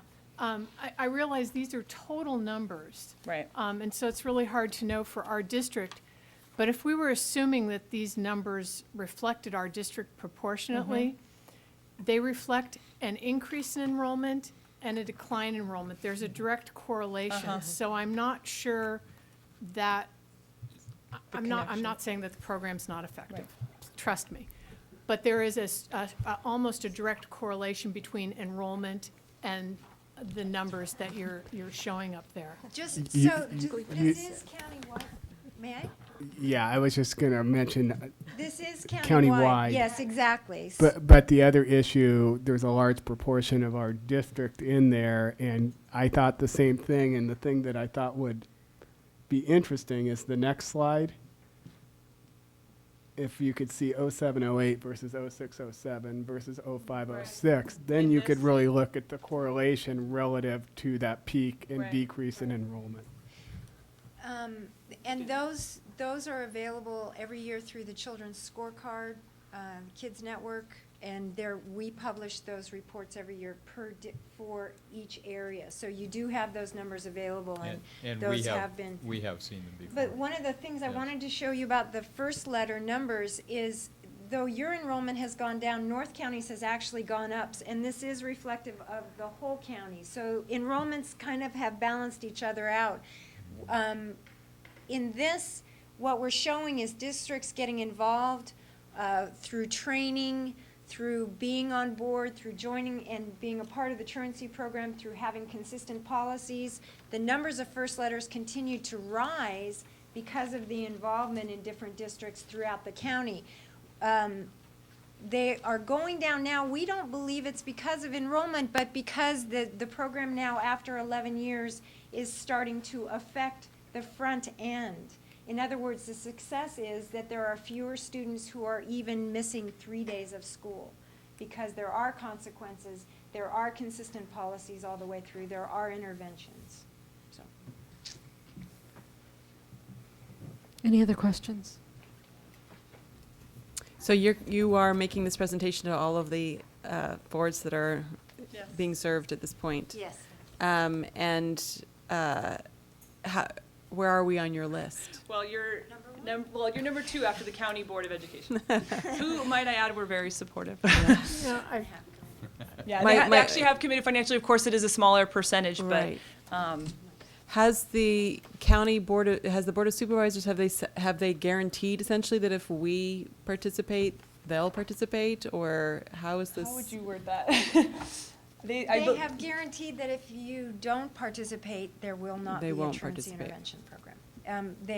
And not you particularly, Right. Santa Barbara, but if the schools do not contribute, they did not set an amount or percentage at all. They asked us to ask you to contribute and be a financial partner as well as a partner in so many other ways as you have been, and to contribute financially as well to That- the truancy intervention. That was going to be my question, Right. to, which was, is there a threshold that we must meet in order for the county to It looks like sort of you're, assume that we We are contributing? It's a great question, and we were not given a number or a percentage or. it looks like what your request is of each district is about 50% of the cost. We're asking, that's what we're trying to ask equally. We're also doing that, asking that, knowing what the budget situation is for all of you at this point in time, so that if that amount is something that you cannot do, but you can contribute another amount, then let us know, and that's what we will go back to the board with and say, yes, we do have financial contribution from the school districts. They do want this program, they do believe it works and is helpful to the school districts as well. I believe that is the message that we've gotten and what we're willing to present to the Board of Supervisors. And if you please, we ask you to make this an action item as Ms. Anderson said, and please do it if we can have it done as soon as possible in the next month or so, because we do have to report back to the Board of Supervisors in September. We don't meet until August. August. August would that's be okay. fine. Okay. Just before Unless you- September. Unless you want to do it tonight, but No, that's, it's August okay. would be fine, it's before September, we just need to have it. I see this as a tremendously important program for students. I do, when I look at the list of the districts that are involved, I also see a great deal of disparity in terms of what's their budgets are. Some are in much better shape than others. We are sadly rather low on the list. But I hope that we can bring this back to our August meeting for discussion as an action item. Ms. Cordero?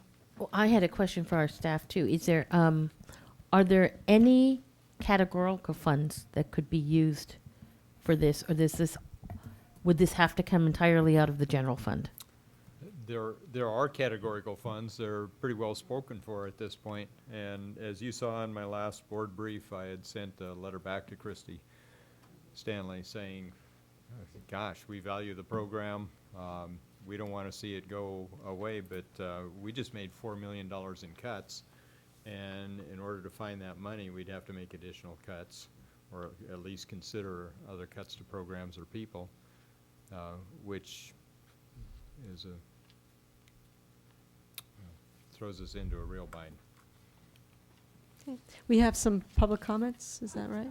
I Oh. just have one more question, and this is, just trying to throw it out there and be creative. One of the most effective parts of the program is the first letter that goes out. Kids talk about it, parents talk about it. My question is there any way to divide the program up so that we are doing some of that work and the district attorney's office is doing some of the work? And I don't know if that's possible, but it seems to me that the first letter going out is probably the simplest part of what goes on, as opposed to some of the other steps. And then when you get at the very end of it is very people intensive with the social workers and many contacts with families and with students. So I'm wondering if there is a way to go at it in that direction. Well, there are elements that we do. In fact, Michael Gonzalez can probably speak to it better than anyone else up here. I will share with you that we are in a position to take over most of the responsibility surrounding that first letter. And we do.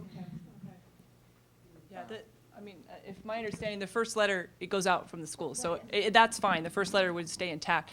The only part about the wording, you might have to relook at that. I mean, there is talk about the district attorney's office, and you'd have to figure If out. I can interrupt here, actually, we can send all the letters out from the school through Aries if we wish to. We don't necessarily wish to, but that can be handled by the schools if we decide to take that over. I guess I was just throwing it out there in some way of examining the costs per step, and if there is some way to divide up the steps. Well, I think in the interim, between now and our next meeting, it's worthwhile for us to sit down with the department and talk about ways that we can mitigate the costs. Can I just add one more thing? It is true that I'm sure there could be a lot of easy ways to send out letters generated automatically, but trying to deal with these budget cuts, I've been in a lot of work groups with community members, and a lot of their comments are, I'm not trying to say we're the strength of the program, but they feel that the law enforcement aspect, the district attorney's involvement, like we mentioned, only 1% actually make it to court, less than 1%. But that sort of wording and knowing that is one of our projected strengths that we think actually diverts a lot of the truancy. So that's just what a lot of the community members are feeling. So I just wanted to throw that out there. Thank you. We do have one public comment on this, Carolyn Renard.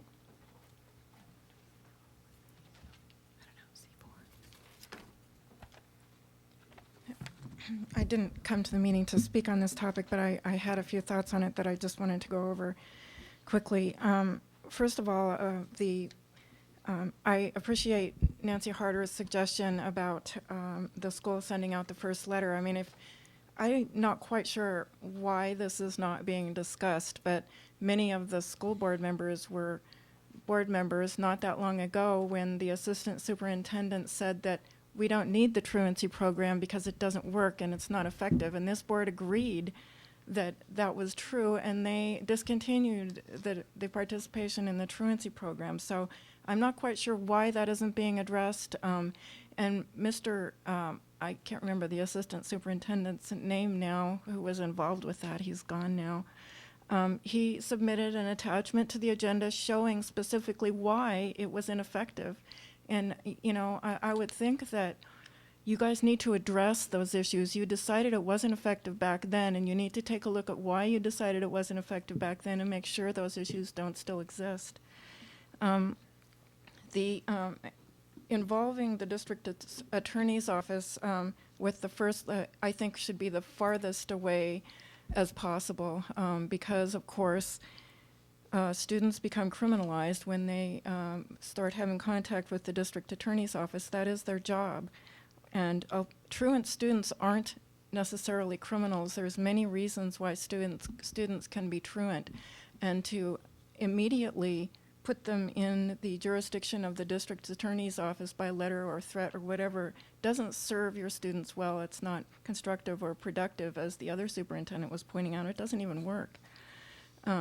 Many of the students that have truancy problems suffer from learning disabilities, attention deficit disorder, and mental health problems. Those things need to be addressed by the schools first. And the district attorney's office, as they've said many times, they do not address those things. They don't want to, and they're certainly not trained to. Also, some of the information that was presented is a bit misleading. I don't think it intentionally at all, just because it's a bit one-dimensional. When it says, and I'd like to address the handout, some of the issues in the handout, when it says enforce zero tolerance for truancy, well, zero tolerance policies they don't work and they're not productive. And zero tolerance for truancy 30 is seconds. not a constructive approach to truancy. But that is a district attorney-like approach, and that's their job. But do you want your students to be getting that kind of thing right off the bat?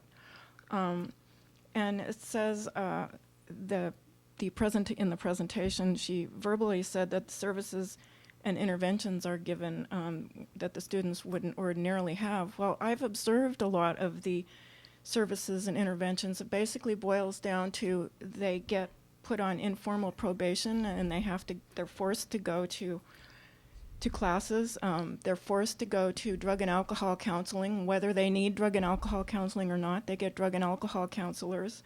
And Okay, the Ms. students Renard, are. you need to wind up. Okay, I would ask if you would just give me 1 or 2 more minutes, since there's no other public comments on Well, this there topic. actually is one other public comment, it turns Okay, out. well, one other public comment.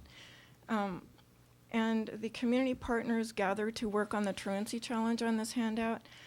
The public defender is not on here. That's been a problem all along. And if you decide to go with the DA's truancy program again, you must have the public defender's office involved in this program. This is just not right, and it shouldn't continue again.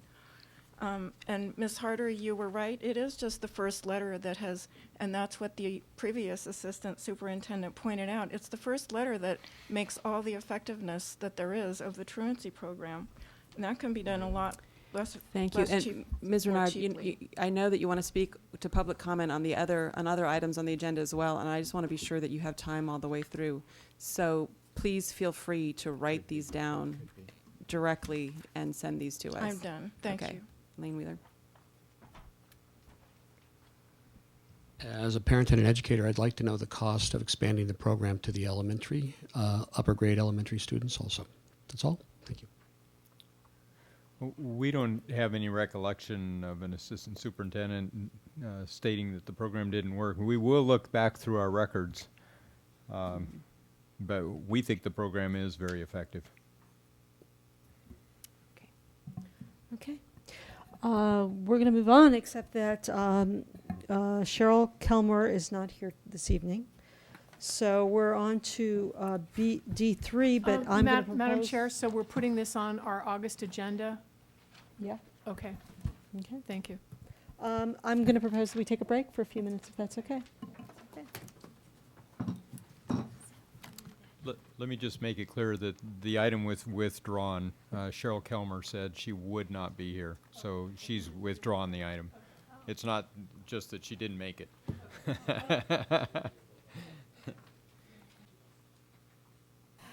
Nice break. We're up to D3. Report on the junior high school expulsions for the Santa Barbara school districts. Well, we've had some discussion in the past about students, especially at the junior high level, being expelled and what then happens to junior high and especially 7th grade students.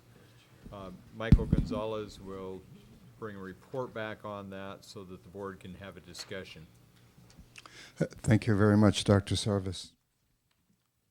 I'm going to, with your permission, go to the recommendation first, and then we'll work backwards. Based on a review of the data, based on conversations with Cecilia Molina, the principal of El Puente Community School, it is the recommendation of staff that we consider an investigation into the entry of expelled students who are 7th graders to the community day school program within the district. I want to say that to you. And let me share with you the facts behind that recommendation. We'll go from there. With your permission, I'm going to go to the tables. As you know from the memo labeled Attachment D3, there was altogether 32 junior high students from the Santa Barbara School District that were expelled. And you may recall from the chart that essentially 13 of those youngsters were 7th graders and 19 of those youngsters were 8th graders. That's all referencing Table 1. If we then focus specifically on 7th graders, if you look at Table 2, we're looking at how many by gender were generated by each of our junior highs, including the community day school. Table 2 summarizes it by sharing with you that 11 of the 7th graders that were recommended for expulsion were male, 2 were female. If we could go on to table number 3, that's a similar table specific for the 8th graders, and you can see for 8th graders we had 15 8th grade males recommended for expulsion and 4 females. I would like to draw your attention to table 4. Correct. And what we have here is the ethnic breakdown by school and by the major ethnicity groups. And it is no surprise, and we've reported to the board in the past, that the dominant subgroup that accounts for expulsions at both the 7th and 8th grade continue to be Latino students. And Table 4 summarizes the data for 7th graders. Table 5 summarizes that information for 8th graders. If we could move on to Table 6. I will share with you that this table summarizes why students at the junior high level are being recommended for expulsion. You can see, and I did this from the largest number to the smallest number. And so if you take a look at that first row, fighting physical aggression accounts for the largest number of junior high students that are recommended for expulsion. It's followed by possession of knives. It's followed by disruptive or defiance, disruptive behavior or defiance. 3 students at the junior high level were recommended for possession or being under the influence of a controlled substance. Interestingly, among the 7th graders and 8th graders, there's a difference. One group tends to get expelled for, or recommended for expulsion for alcohol, and this group tends to be recommended for expulsion for mainly marijuana. 2 students were recommended for sales or furnishing. 2 students were recommended for expulsion for making threats against other students. 2 students were recommended for expulsion for making threats against staff.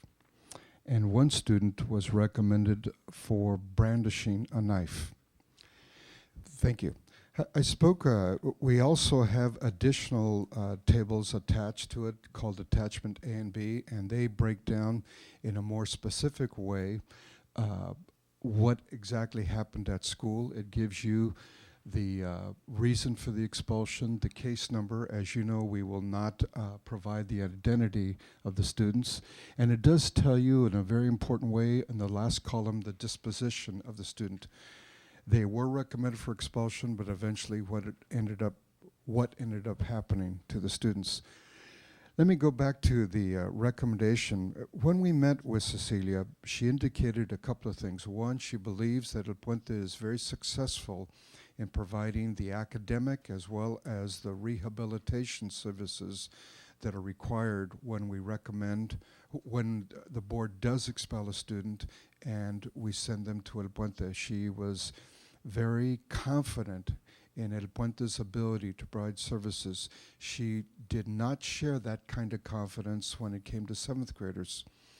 The memo that's attached to this topic indicates, the agenda item indicates that what her experiences has been is that 7th graders tend to be very immature and tend not to take their academic studies nor their requirements of the rehabilitation plan, drug, substance abuse, teen court. They do not take those programs very seriously. The memo indicates that there's a lot of issues about, again, immaturity, students not understanding the need for confidentiality in counseling groups, which requires that Cecilia staff get involved with a lot of one-to-one counseling with these 7th graders.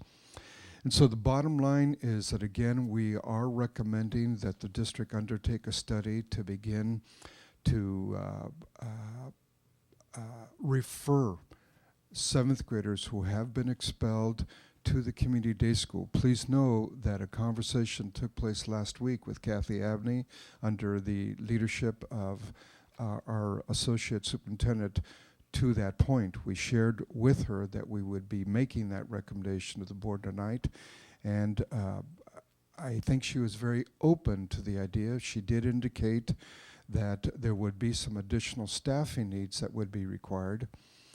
I want to share with you that part of the preliminary studies that we've done to the community day school is that not only do students who attend the community day school earn the average daily attendance allowance, but there's also an additional allowance of about $5,631 that students who attend a community day school receive. And so we may be in a position to bring a recommendation back to you that will partially offset any additional staffing costs that a decision to refer students to the community day school might make. We'll report that to you at a later meeting, but we are recommending that we explore that possibility. Thank you. I have a question. Is it possible for 7th graders who are up for expulsion to, instead of being in the home program, what's that called? The interim home program, yes. to go directly into the community day school? We have not explored that, so I'm not in a position right now to give you a definitive answer, but we could explore that as part of this investigation into how to better utilize the community day school. It would just be less disruptive, and then if the expulsion is suspended, they could then go back to their junior high. It's just something to consider. Thank you. Is there anything else? I guess I would like to see, we see the 07-08 data. I would love to see the 7th grade sort of longer term trends over 3 or 4 years. I'm sure that we have that data if that could be put together for us. Couple questions. One is, when Ms. Molina was talking about them being less successful, I'm not sure exactly how that manifests itself, because unfortunately, I have never seen a 7th grader come back to us for like a repeat expulsion. But I don't know if they're coming back. They should be coming back into our system. And I don't know. I would love to see what their graduation rates are and where they end up graduating from ultimately. That would be great data to have. I don't know if that's easy to put together. And also for CDS, are we talking about like a little expulsion program that's a little separate unit within CDS, or is this making CDS the credit recovery troubled student expulsion program as one sort of big thing? I will share with you that the original intent behind the creation of a community day school was that latter description that you have. It was intended not only for students whose behaviors were interrupting the comprehensive classrooms, but also credit recovery and addressing students who are expelled. I will share with you, and I don't want to go too much longer with that because we'll present a fuller report to you, but the design of a community day school, the legislation behind a community day school authorizes the creation of a grade 1 through 6 grades community day school and the creation of a 7 through 12 community day school. Currently, we operate a community day school that focuses specifically on grades 7 and 8. That was a decision made many years ago by the district, and we've not revisited our current design for a community day school. This data gives us an opportunity to explore what else can we do with the community day school design. Yes, it's surprising to me. I know that we're moving to bridge programs on our high schools, but we have this resource that could have been a 7, 8, 9 program, and we had a huge issue, particularly with 9th grade. I'm surprised that we have never looked at that in the past, although we seem to be kind of going in a slightly different direction at this point. I would like to share with you that the ability to incorporate junior high students in a community day school, we owe very much to Eric Smith, who brought that to our attention. So thank you. Let me just make a point on that, though.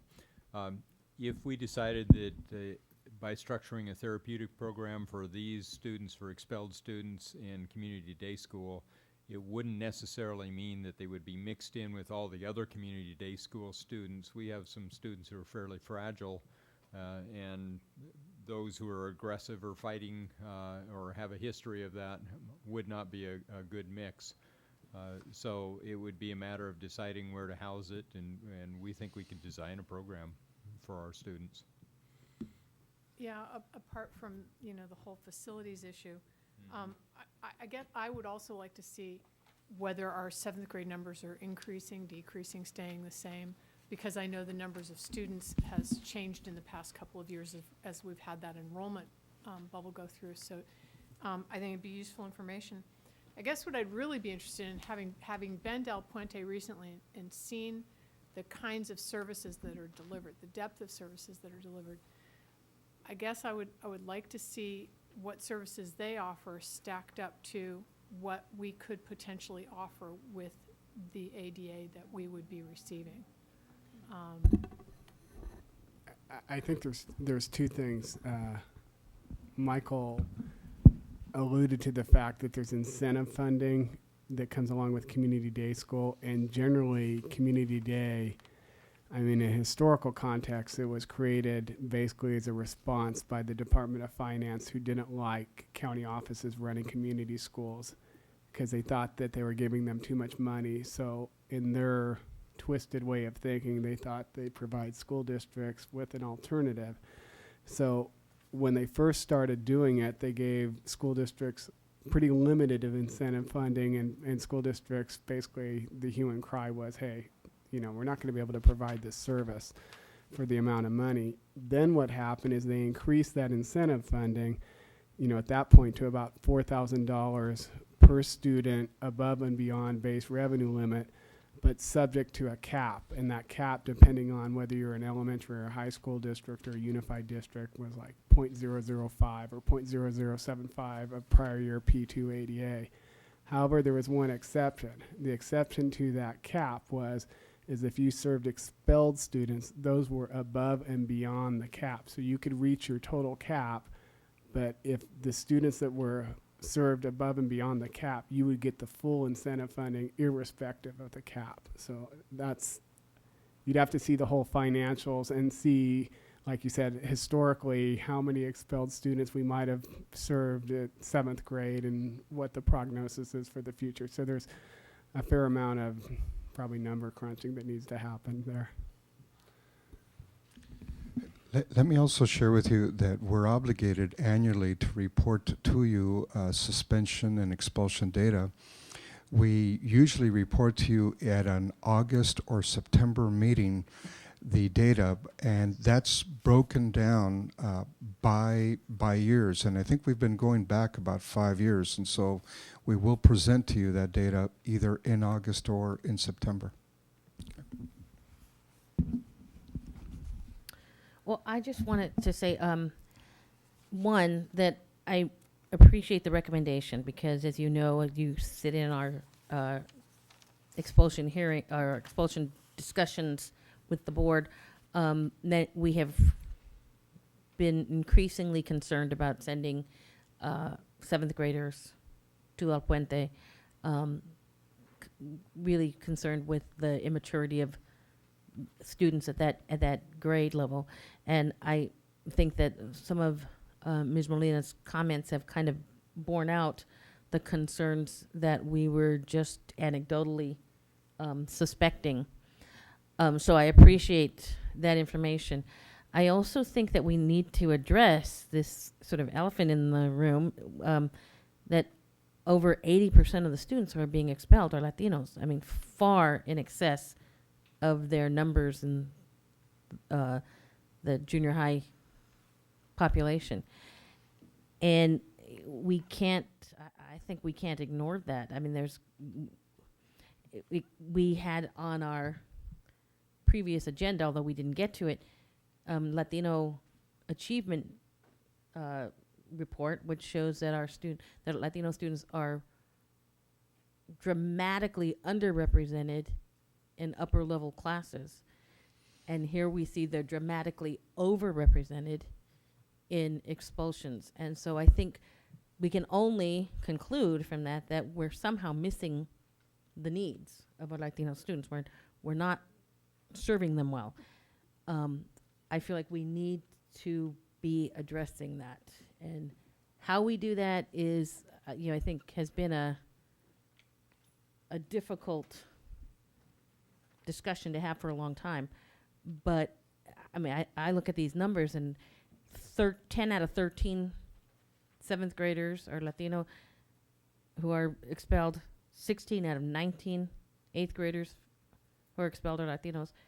Somehow, that should be a clarion call to us to really look at what's happening in our schools relative to the Latino population. So I'm very, very concerned about that. I think we need to be coming up with some kind of a strategy for how we're going to address that, what we're going to do about that.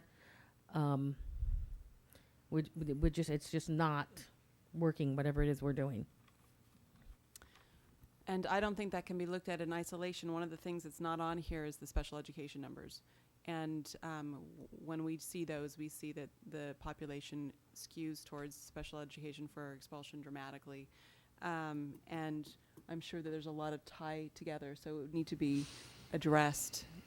But assuming, and I don't know that this is correct, but assuming that Latino students have special education needs relatively in the same proportion as white students would have special education needs, it would still seem like the numbers are telling us that whether it's special education or not, Latino students are overrepresented. It would, but I think that we need to know what our special education students, the ethnicity and the gender breakdown on that too. We'll provide that information and we give you the full summary.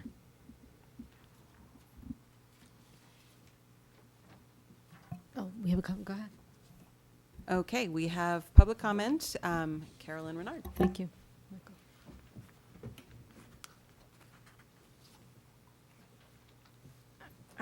I commend the boards looking at this and desiring to do something constructive.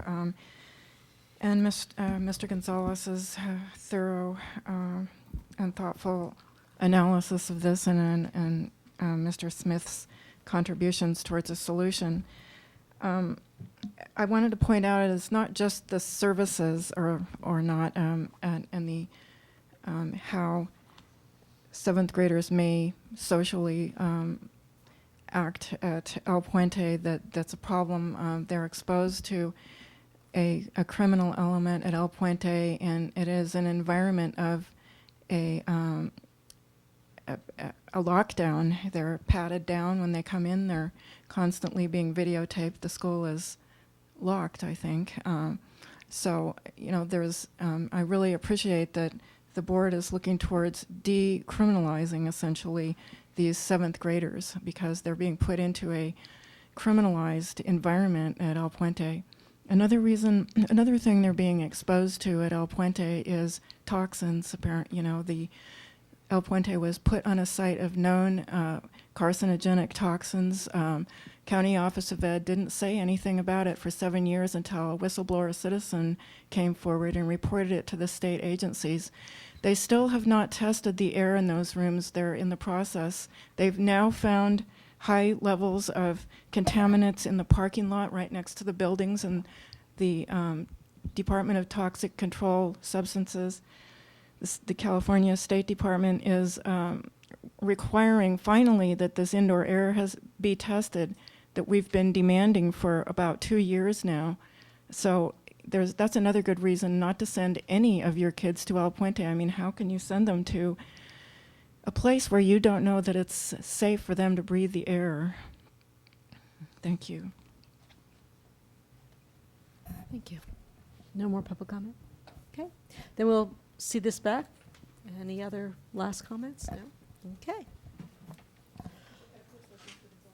Oh, you have a, yes? Can I assume that you're authorizing or directing staff to begin to explore Community Day School? Yes. All right. I think absolutely. Thank you. Okay. Report on the International Baccalaureate Feasibility Study at Harding School. I'll let Robin Sawaski, our Associate Superintendent for Education, introduce this. Okay, thank you. We have Sally Kingston here, principal of Harding School, and we also have two teachers, Jane Santos Sweeney and Michael Acton, coming from Harding School to be a support here. In introduction, I know you have the background. You also had the board brief earlier about the IB program at the early years program. And I just want to kind of front load this a little bit too, or preface it by saying that Harding School, and I think you guys have noticed this, many of you have visited the school and seen some of the things that are going on, but it's really like a textbook model, I would say, of a staff coming together with an exceptional leader, but really creating a culture of individual and collective efficacy. I mean, they're really on the move, and there are many different arenas where they've been moving forward, but they're all coming together around supporting student achievement and just kind of overall emotional and physical wellness of the students. And I think it's coming to a point where they're really ready to distinguish themselves in a way, and they've chosen a way as a whole staff that they want to look at the way they deliver the curriculum. And it's the district's core curriculum that would be involved in a way with this program, and Sally will do more explanation in that, but I wanted to address the fact that they are a neighborhood school. They're not planning to not be a neighborhood school. They want to serve the attendance area in which they're located, and they're wanting to move forward to distinguish themselves in a way not like a charter, but in the way they deliver the curriculum and they address the student needs. So I'm going to let Sally go ahead and do her presentation, and she has allowed time also for questions. Thank you. And is the volume okay without me holding this? This is good for, okay. Listening to the conversation about expulsions, I'm reminded over and over when I hear the data from high school and junior high how critical a role we play in elementary school for achievement for all students. We have students at Harding, most of them stay 8 years. We now have 4 preschools. So I think that the program I'm going to present to you addresses, and you'll see data from a school we visited in Pasadena that has somewhat of a similar profile as Harding, with all of their API scores over 800, with the EL students surpassing all of the other subgroups, and they use this program. Okay, so. Do you all have the copy of the, okay, good. I think that you received in a board brief an overview of the International Baccalaureate program in the past month. So I'm not going to spend a ton of time on this part. I'll go through it pretty quickly. Basically, the ultimate outcome is what we want for all 21st century learners. We want students who are reflective, who are principled, they're cooperative, they know how to work in groups, and they have problem-solving skills, they're knowledgeable. And what I like about this framework is it really incorporates rigor, relevance, high standards, and some of the things we're trying to accomplish through character counts, but it's delivered through the curriculum. There's three main areas of, they call it a program, I would call it an approach. There's three main areas: curriculum and assessment, professional development, which is the main component, and the authorization process.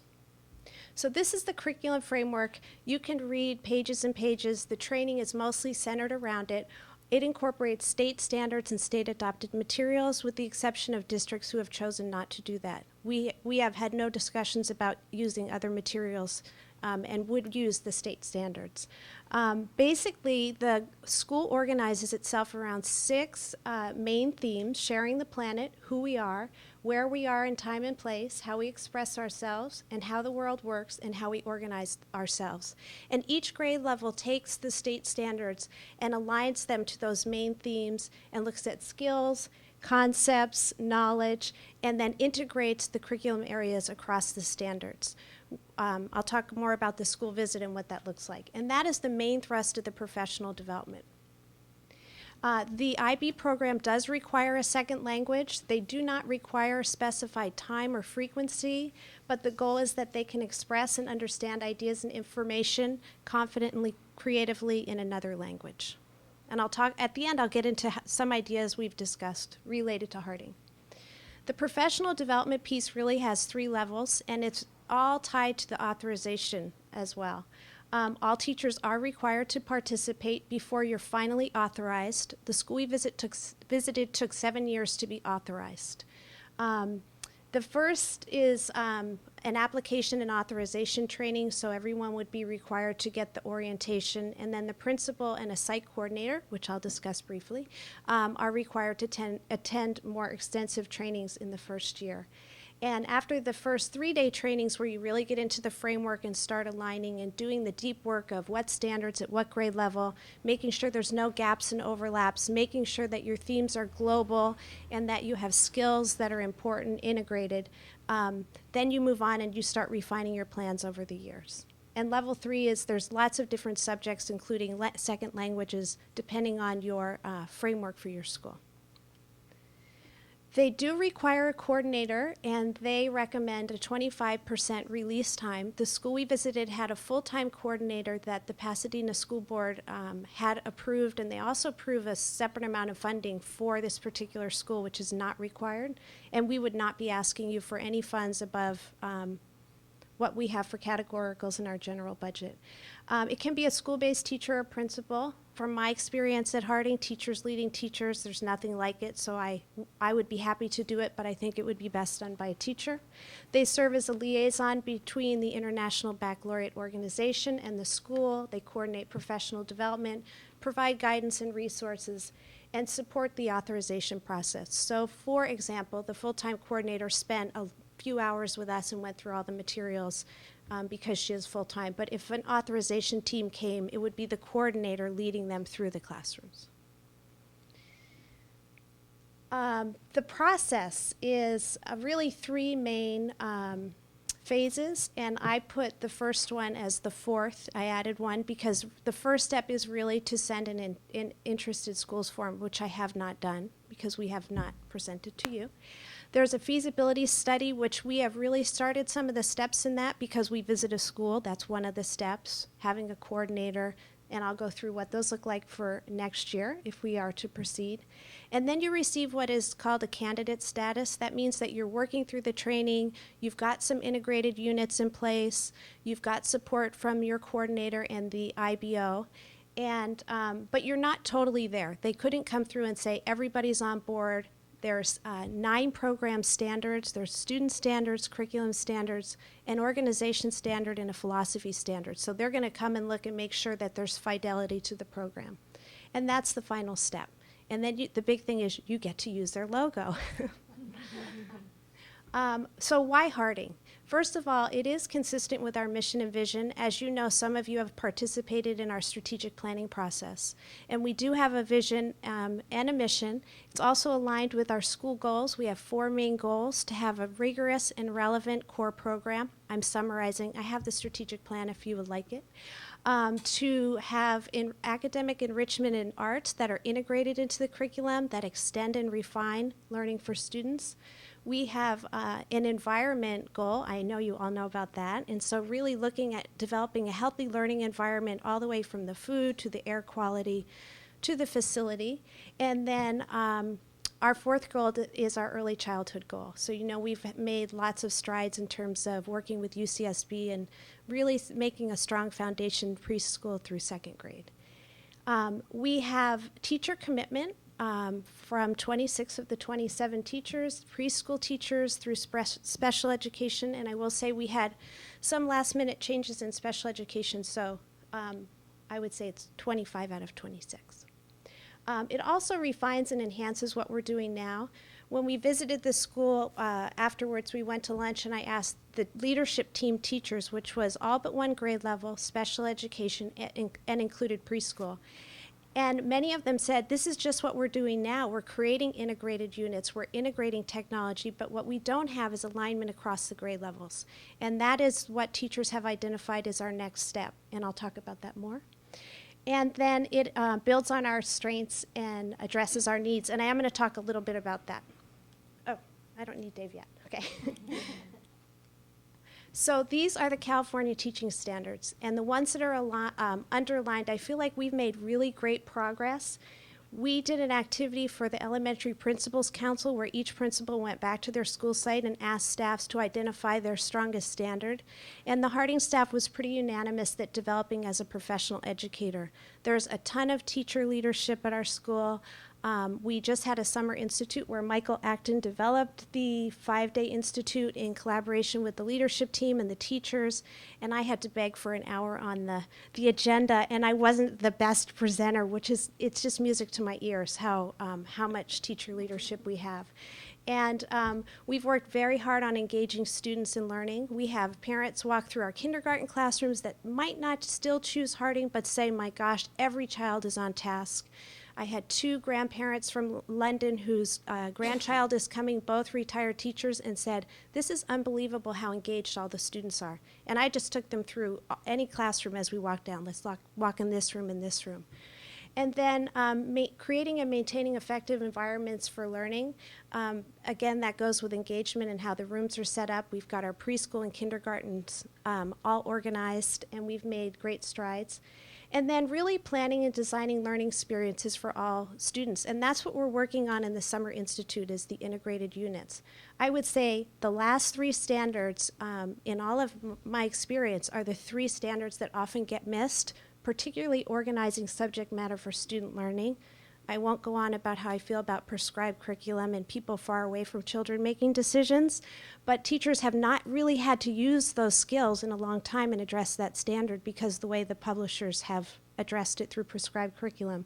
But I think it is very important because teaching is minute to minute, and instructional decisions are made by the thousands every day. And so while we are working on that, I see, and we've worked a lot on assessment, but as a district as well, and we have a little ways to go. So really, these are not as much weaknesses, but needs, and I think the framework will help us. And then it's not an accident that I pulled from Bob Marzano's work because it really summarizes the effective schools. And he would call this the 3rd generation of effective schools research. And this comes from his meta-analysis, which is called A New Era of School Reform. And basically, I feel like the top 3, we've made tremendous strides. I feel like the students are poised for learning. All of the distraction and the noise is out of the system. I feel like if you come to Harding and you walk on our campus, it would have been like walking on any other campus. Behavior is excellent. People are focused on what's important. And it's really a wonderful place to be. Challenging goals and effective feedback, I didn't underline that because the way he really frames that from his research study is individual students receiving feedback on their learning. And while I think we do that in many ways, the way that it's written, I think, is exceptional. And haven't seen a school really do it to the degree. And then the last one I feel is actually the factor that had the highest effect size in his study. And I find probably the most difficult to tackle as a school principal and the instructional leader, and that is guaranteeing that the essential standards are taught and learned and assessed, and also that we have enough time to teach all of those essential standards. And if you read the study, it talks about the thousands of minutes we would have to add to the teacher's day to be able to cover all of the standards, particularly in California. Why now? I'll let you read this, but you know, we have great momentum at Harding. I have said this before. There was a day where I pulled over and I cried at the teacher leadership, teachers really focusing on student learning. We are really wanting the scores to go up and show the impact of the great effort of everybody involved. But right now, I think there's great momentum. We have almost every teacher who wants to do this. They asked me, well, what do you think? And I said, this is one decision I don't want to be a part of because it really affects your everyday life in your classroom. It will affect how we spend our staff meetings, which are all professional development now. It will also mean that you will be spending some of your time going to professional development and also the way we have the Summer Institute. So I feel like that a decision coming from almost every single teacher around curriculum framework is really exciting to me.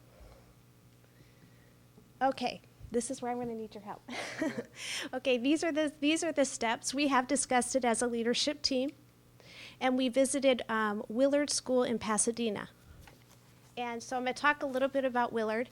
The first thing we noticed when we walked into the school is that it was not a very nice facility, and the teachers felt relieved because the scores are so high at the school. We thought we were going to, and they do receive extra money from the district.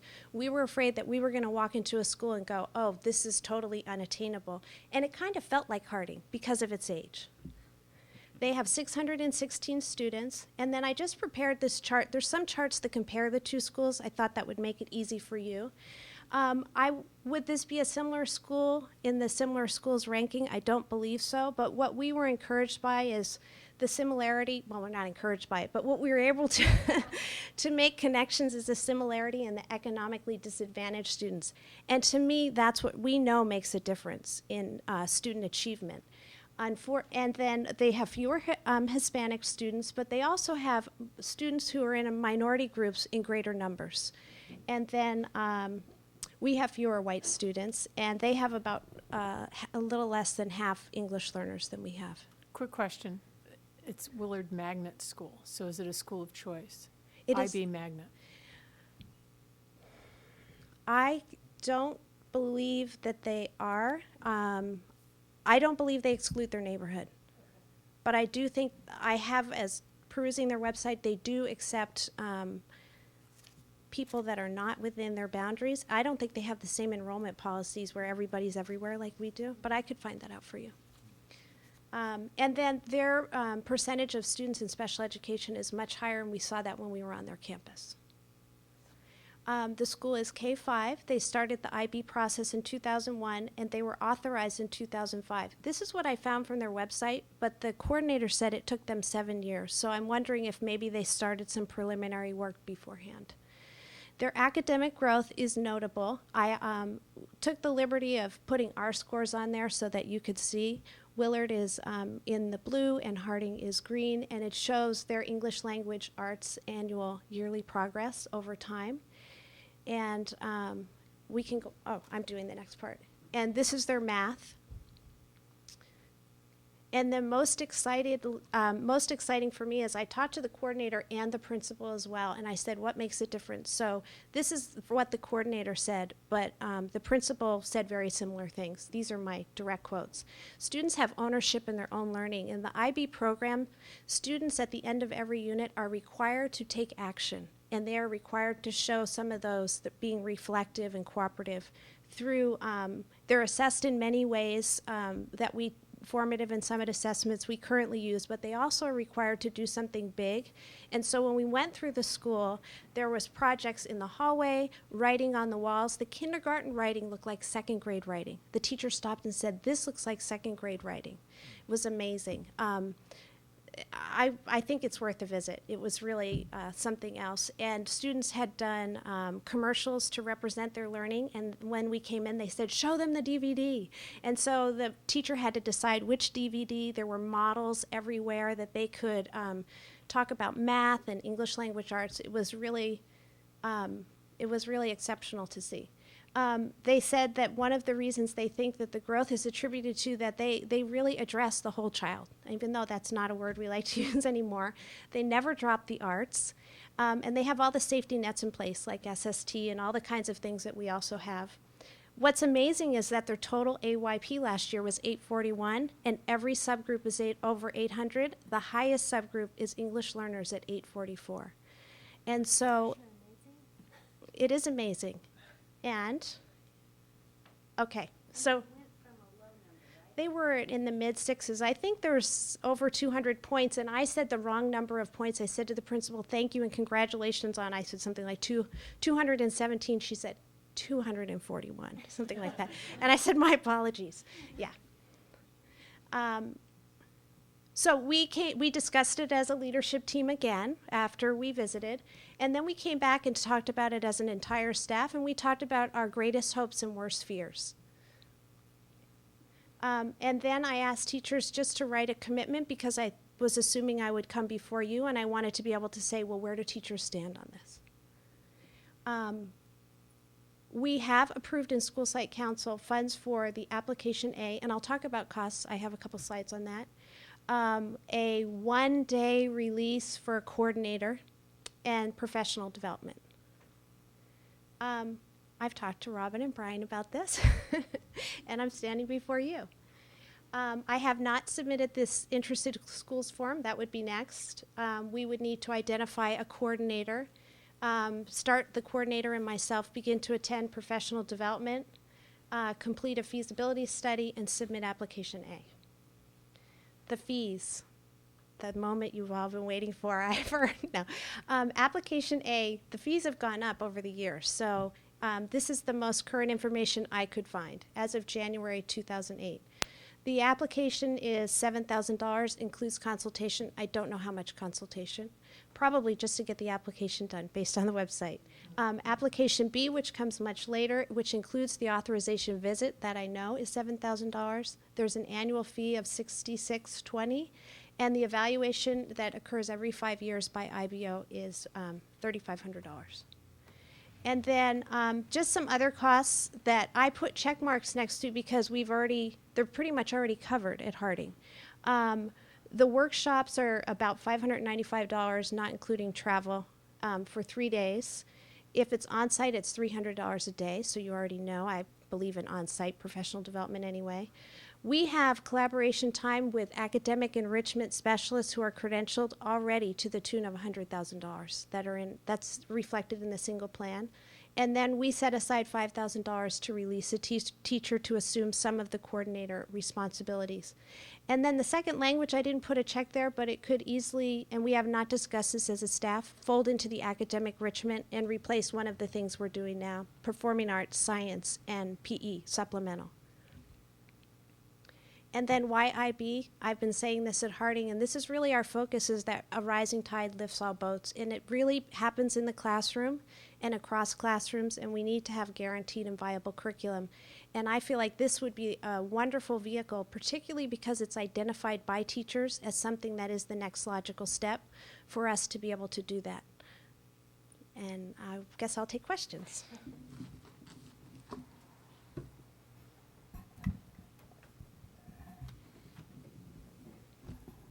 We also have public comment on it. I don't know if we want to hear public comment before we discuss it ourselves. Should we go ahead? Lane Wheeler.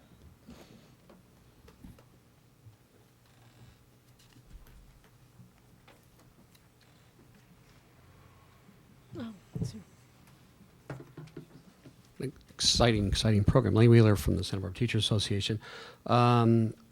Just a couple of overarching comments, and this is certainly not meant to slow the process, but just as a cautionary reminder of some of the kind of formula that we need to make sure we adhere to as we move forward in this.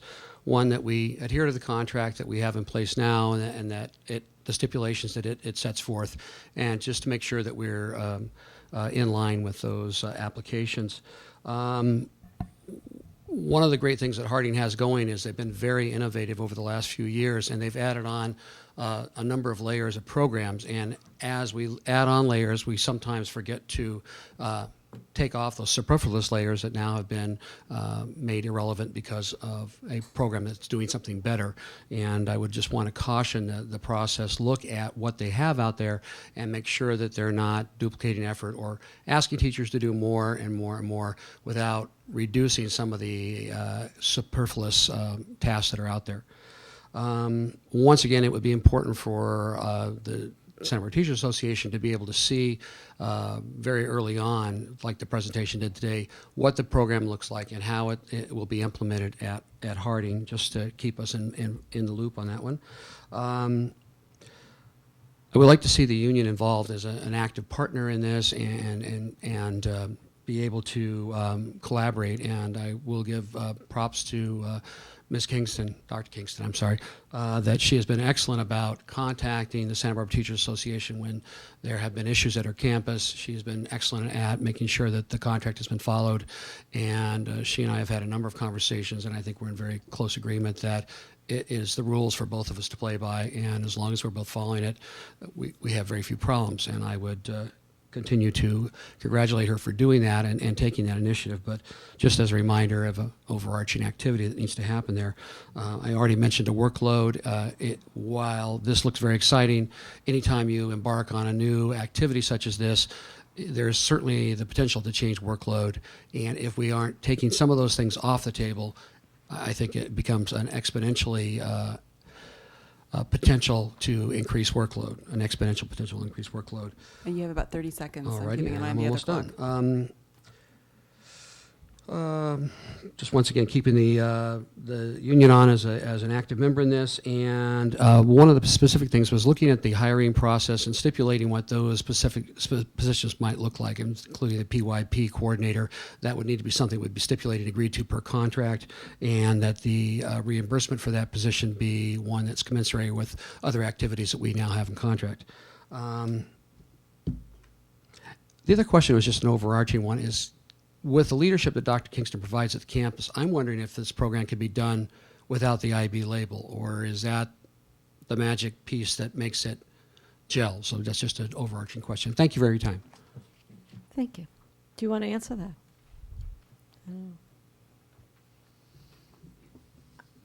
To achieve vertical alignment across the grade levels, one of the things we discussed as a leadership team, the teacher said, we do not want to reinvent the wheel.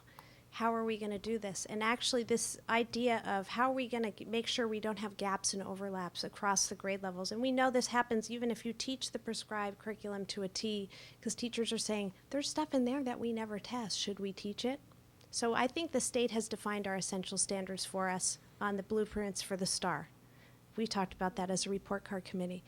But I have avoided the vertical alignment conversation because how do we ask teachers to open up their lesson plan books or their year-long plans and say, well, I do this and here's why. We do need a guiding framework. I don't know of another one that would be better, and I don't know that we would have the time, energy, or expertise to embark on it without having something already in place. May I also comment? We're extremely proud of Harding School. We're proud of the staff, their aspirations, their professionalism, and this is another example of how they push the envelope. I know that we've also had discussions about, so what happens then as kids go into junior high, and I know you have an answer to that one too, because most IB programs are articulated programs on up through junior high and even into high school. Well, I have a vision of GATE programs filled with Latino and minority students that are achieving at the same levels as the other students. I mean, the ultimate outcome is that students are problem solvers, they're thinkers, they have global mindedness, they have great character, some that's all interwoven into it. So in my mind, I say those students can go anywhere and be successful. I also can imagine that Harding could be a K-8 international baccalaureate school. I'm just dreaming out, forward thinking.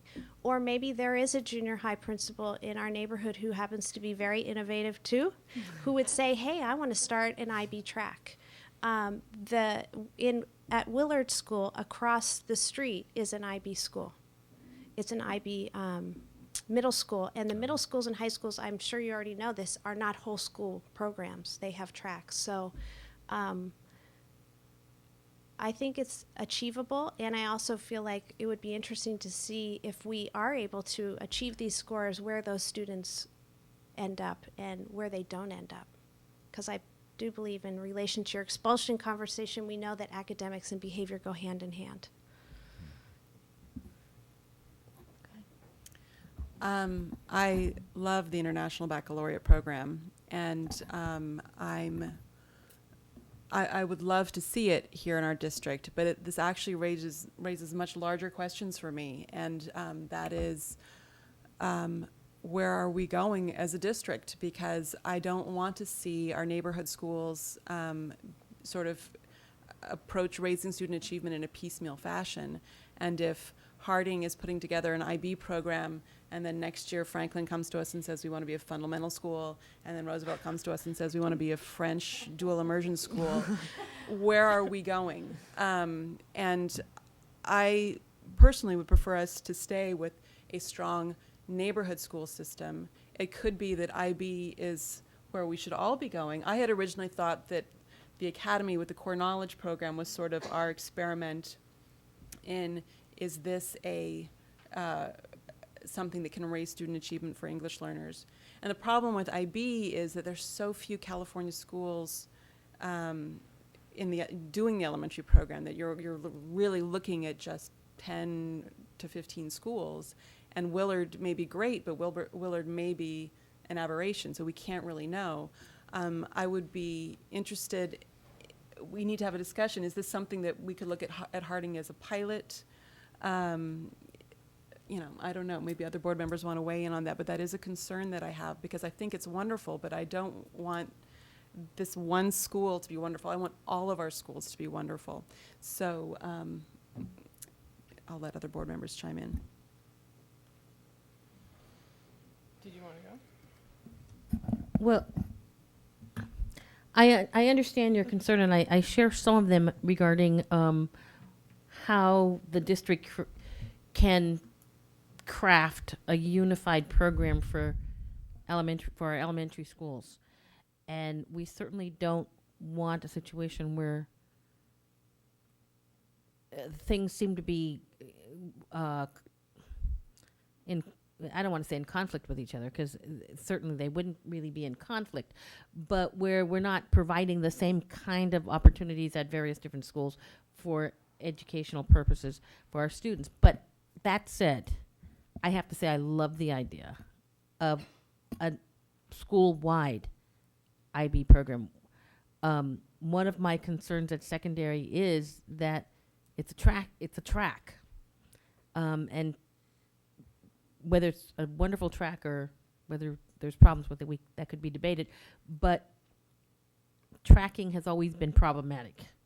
And so what I really like about the whole school approach, the school-wide approach, is that it involves all the students have the access and expectations of this program.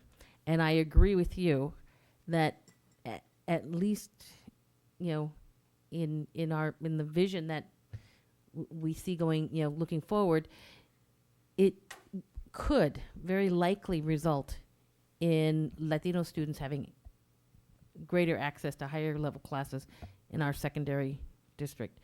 And that is something that we have been trying to accomplish for, well, I can speak to 30 years. I think it's been going on longer than that. So as far as, you know, I can see that there may be problems with it, but I think there's been problems for 30 years with what we've been doing.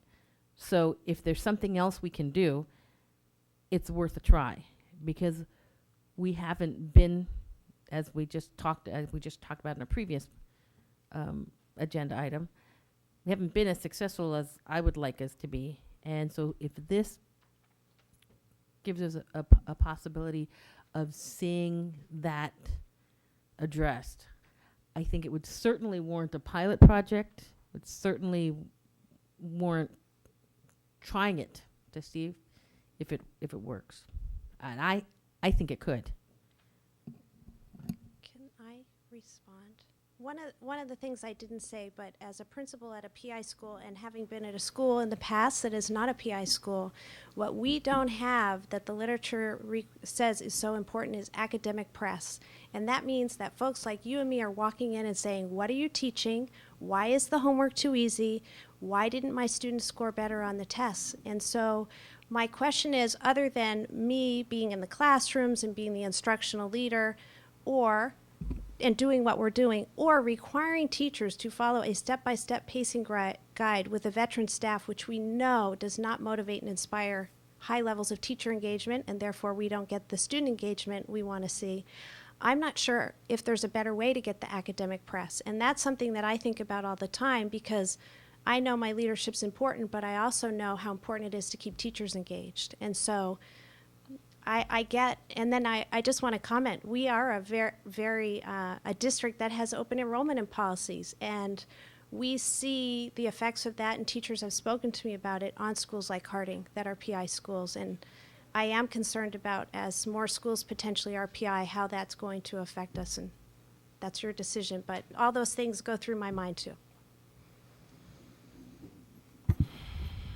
I feel I think that we should take things like pilot project off the table. If Willard School took 7 years to reach the point where they're at now, we're talking about a multiple year process with no outcomes for a significant period of time. So then to turn back the clock and say, oh, it was just a pilot, we tried it and it didn't work, I don't think is the way to go. I think you make a full commitment. I share Mrs. Parker's concerns. But I think that the example that most resonates with me right now, and it started before I ever came onto the board, was the initiation of the Community Academy. And granted, it was a brand new school, but certain parameters were set up. And those parameters have long since been exploded. They're not as small a school as it was originally intended to be. Originally, it was intended to be a feeder school to Santa Barbara Junior High, that Santa Barbara Junior High would take on core knowledge in 7th and 8th grade. That hasn't taken place. It's now at the LaCoomber campus. You know, there's core knowledge available in 7th and 8th grade, but I'm not sure it's that full-on commitment that was originally potentially envisioned. Core knowledge was seen as, you know, a laboratory school that might produce best practices. And I think that IB at Harding has all of that potential. But I think we need to be thinking beyond K through 6. I think we need to be thinking K-8. I think it would be really foolish to move forward with this without thinking bigger, because there are going to be lots of unintended consequences out there. And I think we need to be thinking about our other schools. I see a great proposal in front of me that's teacher-driven, that's, you know, focused on the whole child. I'm all for it. But I know that there are going to be a mountain of unintended consequences here. And I want to try and address as many of them as possible. And in chiming in on that, speaking of the other principals, is I really would not want to move forward without hearing from the other principals. And you may have already had that conversation at the Elementary Principals Council, but I'm sure that they will see ramifications for their own schools or directions, or maybe want to jump into, or they may have their own ideas of things that they've been hesitating on proposing on, and they see this happening and they want to run forward too. So I really would like to see the comments from the EPC on this. Yes, go ahead. I would like to point out that Harding School has run ahead in a number of areas. At one point, I thought they were going to be the Early Childhood Demonstration School. At another point, I thought it would be the Harding Sustainability Laboratory School. And if it does become the Early Childhood Demonstration Sustainability International Baccalaureate Laboratory School, then that's just fine with me. I don't see holding them back in any way. I do see taking a careful look at what we would expect the consequences to be, what we would expect to be the effect at the junior high level. I think we need to be thinking ahead about that. I mean, we shouldn't just run ahead, eyes shut. But again, I've been proud of what they have accomplished in so little time, and I would love to see them pursue this year. Can I add just a little bit too? Did you want to talk, Laura? I agree with Brian as far as looking forward, looking at the other schools and the junior high and high school next step. But I also have to just say that it is so unusual to have a group of teachers come together and literally, I mean, almost 100% say, we really want to do this. This is going to be the thing that really pushes us and gets our kids up there.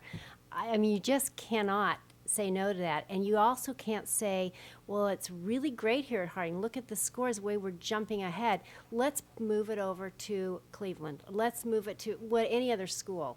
Because it's that whole, again, I'll go back to my opening statement, that collective efficacy and that culture that's created at that school that has created the environment that's going to make this successful. I believe it will be very successful. And I don't know if you can just replicate it exactly. Possibly we can. It may not be just the same, and maybe there will be other schools that want to be IB. Maybe we'll have, half our district that way. I think we need to go with what's working and what teachers are saying is best for their kids, and move forward. I mean, I'm in full support of it as well. I just have a quick question. I'm also encouraged by the teacher support, and I'm just wondering, it's a very difficult concept to tell the community about the IB program. It's not an easy thing to kind of present. Have you had any dealings with the community on trying to present the idea? On the school foundation and school site council, obviously we've discussed it in both arenas, but I haven't taken it to a newsletter or in writing because we really haven't had a blessing or the green light to move forward, so I haven't felt that that would be appropriate. The parents who serve on the foundation and school site council are excited. I mean, they know this much about it because we gave them an oral overview and talked about the visit. And also have not discussed it with classified staff. Not that it changes so much the way they do their work, but I think it's important. We've done other things as a whole school community. Thank you. Can I ask a quick, are you thinking Spanish for the language, or have you not got that far? Well, I would like to see personally Mandarin Chinese, but the teachers have talked about Spanish, and we've just had these light kind of conversations about Spanish and Chinese, and no decisions have been made about the coordinator or the language or anything, but really just discussions about what teachers saw when they visited and thinking through the steps. We have one more public comment. I don't know if somebody wants to. Michael Acton.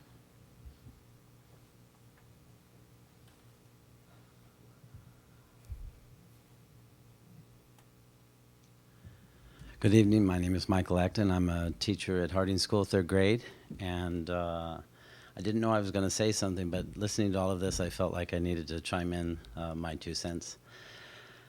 Throughout the discussion of tonight's meeting, several of the questions have been, well, what have we got to do? What are we going to be doing differently for the kids? And I think this program addresses that in many, many ways. We have got to do something different. It's just not working. We're achieving the same results all the time. We're getting more and more to do with the same results. We're turning here, that goes. We're turning there, that goes. And I really think this is a great chance to really say, let's give this a try. Something has to be done that's different. There was the comment made about we don't want to get too focused where this is the French immersion school and that one is the IB school, and that's doing core knowledge. That already kind of exists as it is today. You've got Gate Magnet School at Washington, which draws heavily from Harding. You've got the core knowledge. You've got already some things that are already happening that kind of already suggests that this exists already as an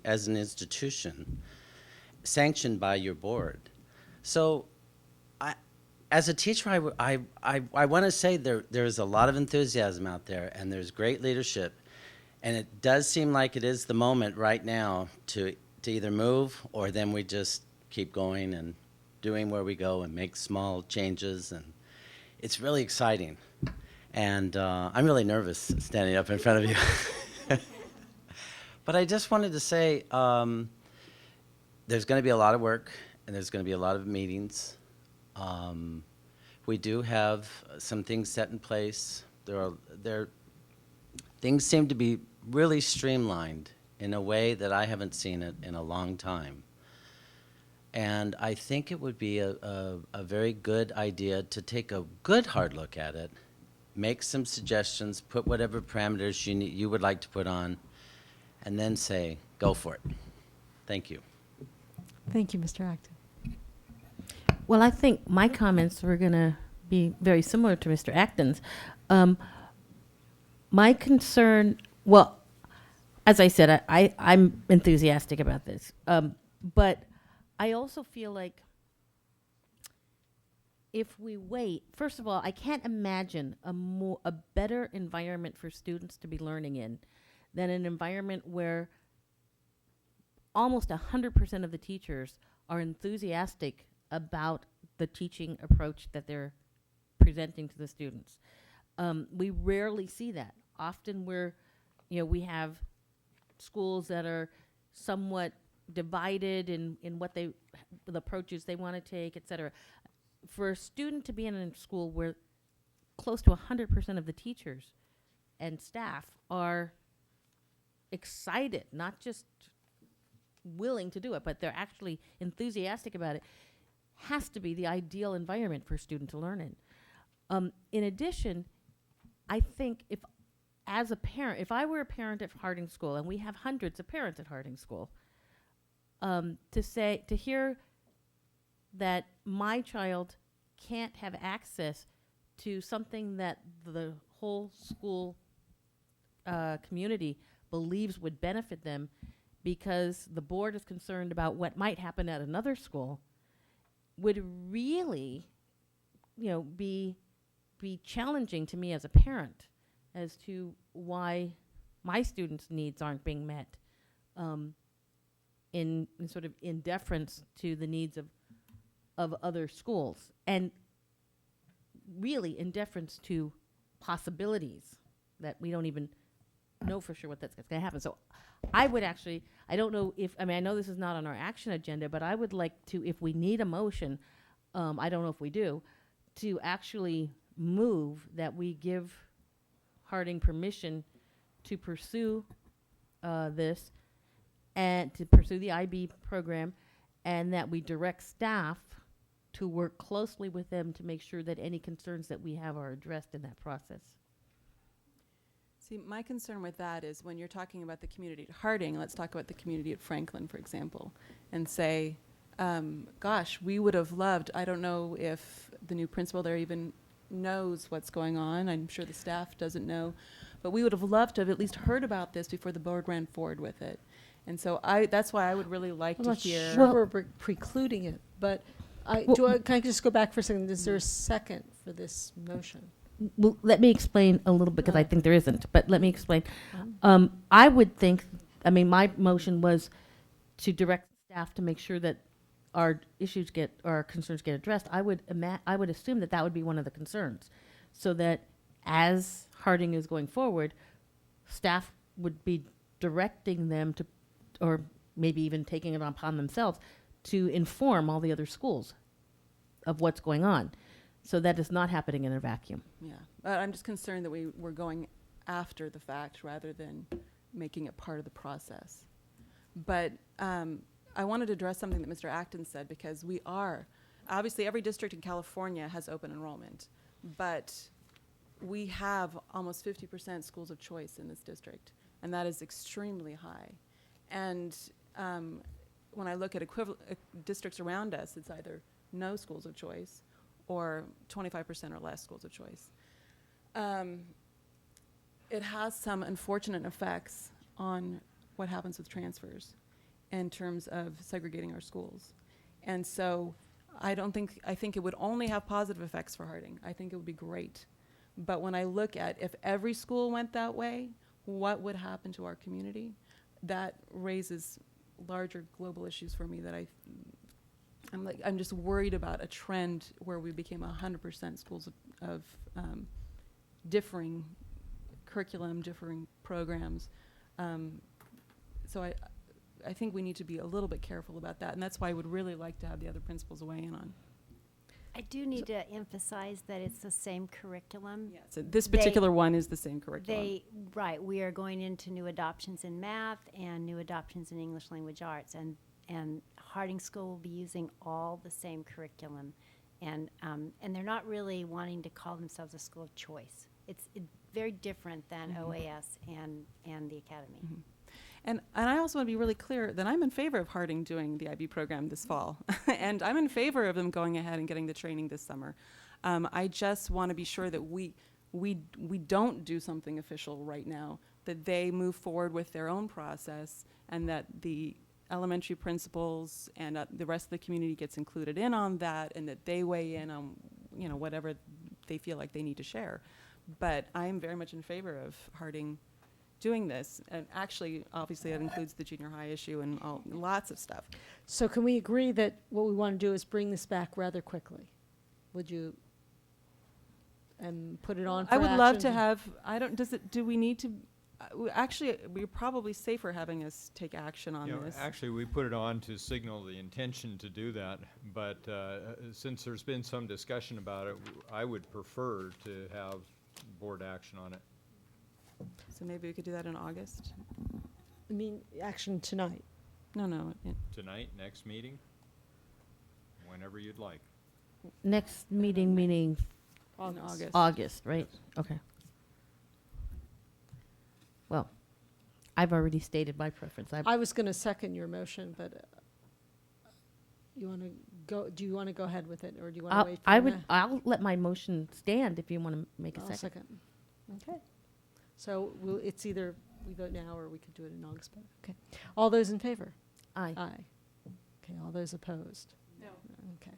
So we'll wait and do this again in August.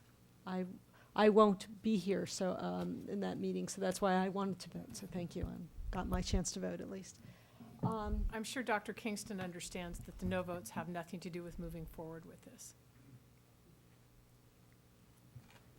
Absolutely. I'm listening carefully, and I see the big picture of the district and the concerns. I share them too, because we do have a lot of students leave Harding to go to Washington School, and ongoing concern. And you've asked me questions about what's the effect of the academy, and I can't speak to that.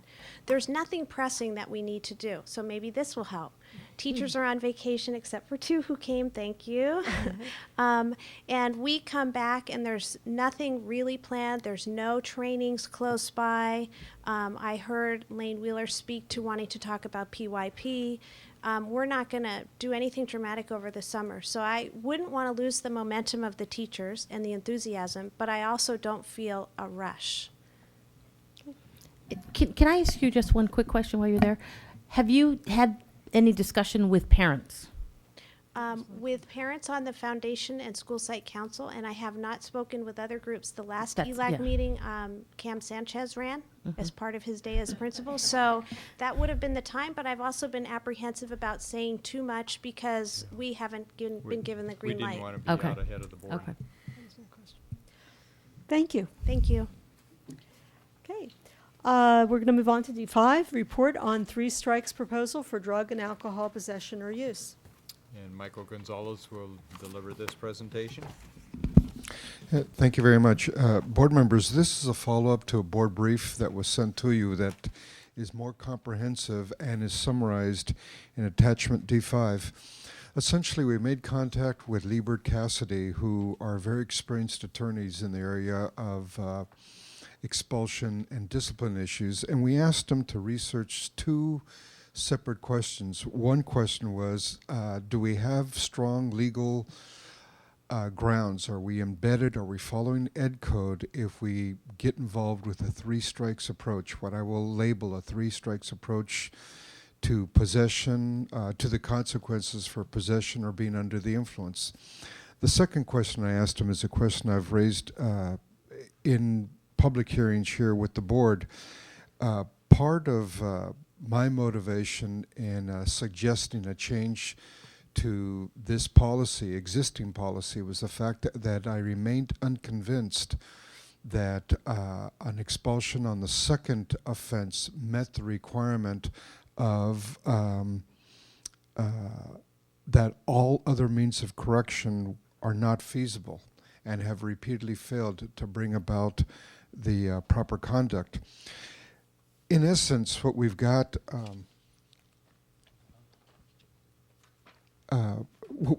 is a response from Liebert and Cassidy. Again, the board brief goes into a very extensive explanation of this, but I'm going to summarize it by sharing with you that what Liebert Cassidy has suggested, that if we do want to move in this direction, they have suggested the following. And I'm going to, with my finger, point to the additional words that they added.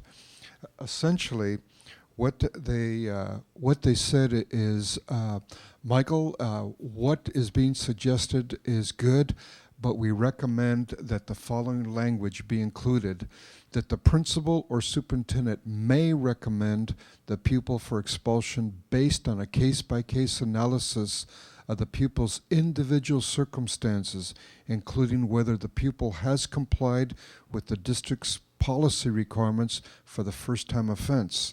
And if I can switch you to the first-time offense, what we are currently advocating as a first-time offense is existing policy. A 5-day suspension, a parent-student conference, mandatory counseling referral to the super program. We have not, our present policy does not call for teen court services to be completed within 45 school days and a law enforcement notification. Essentially, they side with the recommendation that we are making with this additional language. And so I thought it was important to share that publicly with you, and we'll come back, I believe, at a later time for action on this item. I also want to share with you that because of the summer break, we have not yet made this information available to the principals, so I don't want to mislead you about that, but I thought it was important to get that additional wording to you as quickly as possible. Well, I appreciate this very much in that it feels as though many of our expulsions on a second offense, it is appropriate to expel, and others a third offense. It's very much an individual basis, and I like the fact that it's up to the principal and the superintendent to kind of figure that out. So, anyone else? Yes. Currently, on a second offense, students end up either being expelled or else they'll get a suspended expulsion. And with a suspended expulsion, there's usually an involuntary transfer. And I would like to see the second offense have the involuntary transfer aspect in it, because students are not being successful at the school that they're at. And I would hope that a fresh start at a new school would give them a chance going through this whole program, the different peer group. They might have a chance of not going to the third offense. It might help them be more successful. So that is one thing that I would really like to see added to the second offense. Can I, actually, when we had a previous discussion, it was about 3 offenses or 3 potential offenses with escalating consequences, you know, in the second time, and then before they are recommended for expulsion the third time. And I guess what I would suggest, based on what Ms. Parker just said, because that was one of the potential outcomes of a second offense before they would be recommended for a third expulsion for a third offense, is that maybe it could read, the principal or superintendent may recommend the pupil for expulsion or involuntary transfer based on a case-by-case analysis of the pupil's individual circumstances. Does that make sense? Okay. What is our current involuntary transfer policy? Because wouldn't our, I mean, doesn't our current policy on involuntary transfers allow that anyways? Involuntary transfers can happen, can occur at the discretion of the principal and the superintendent, and they don't even need to be surrounding a drug offense. It can be Exactly. something else. But because an involuntary transfer has, I think, a very potent impact on a student, I think it should be named. And I think that that information should be out there for students and for families.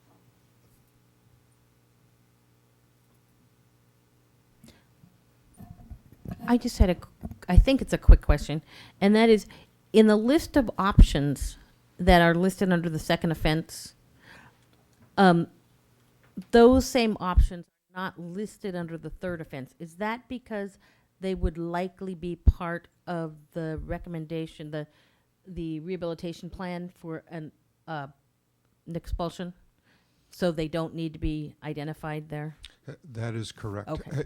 Please recall that under the third offense, if the board expelled the student would be obligated to complete a rehabilitation plan that would very likely include the options that you see listed under number 2.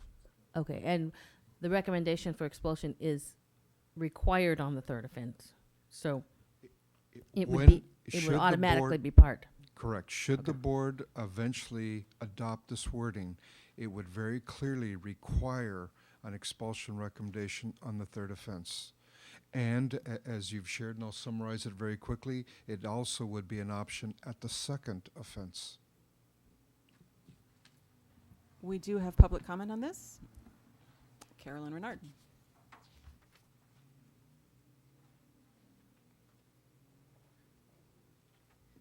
I've looked at the legal opinion on this, and so far as I can tell, it's really quite flawed and misleading.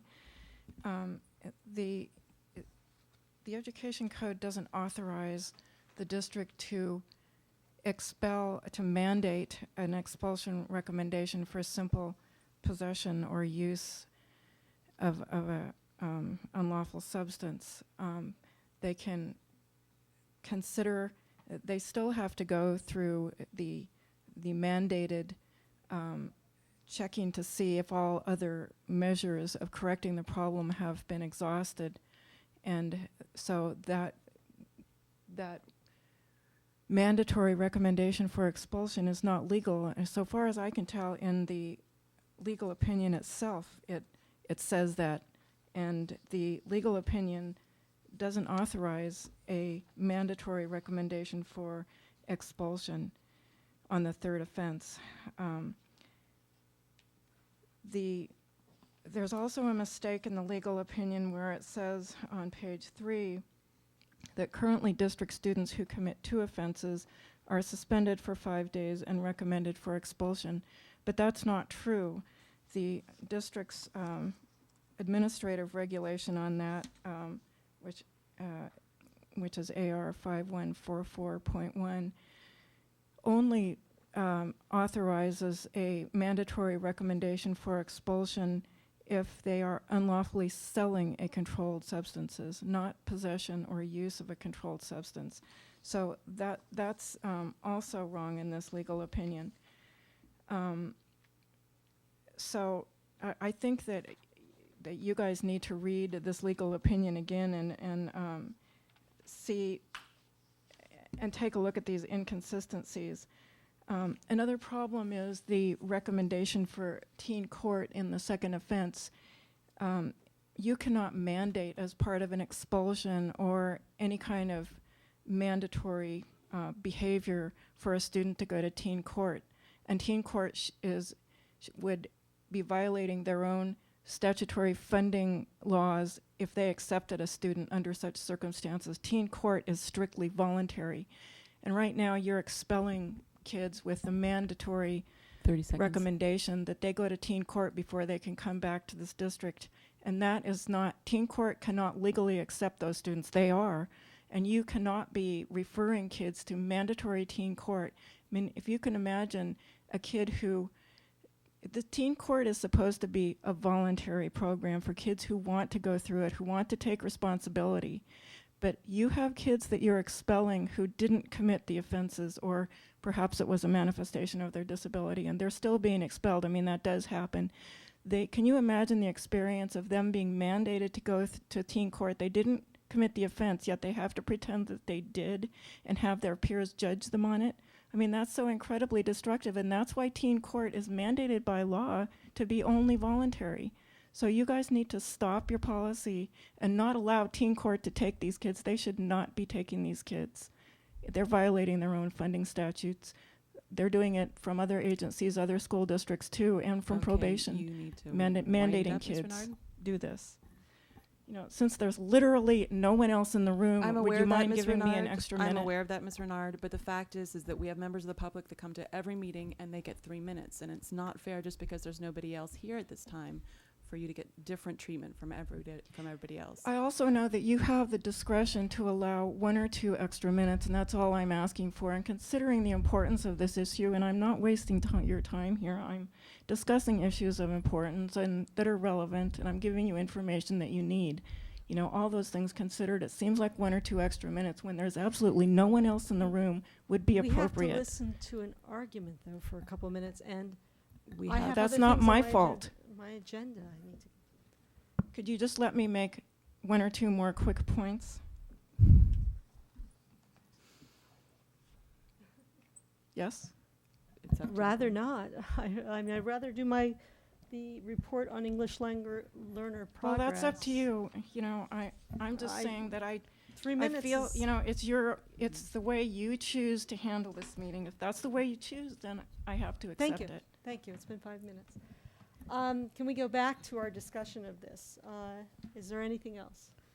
Well, I just had a question that I think might be a little bit well, I mean, I guess maybe not a question, a comment that I think might be a little bit clarification in that when we say in offense 2 and in offense 3, that in offense 2 there can be a recommendation for expulsion, and in offense 2 there's a required recommendation for expulsion.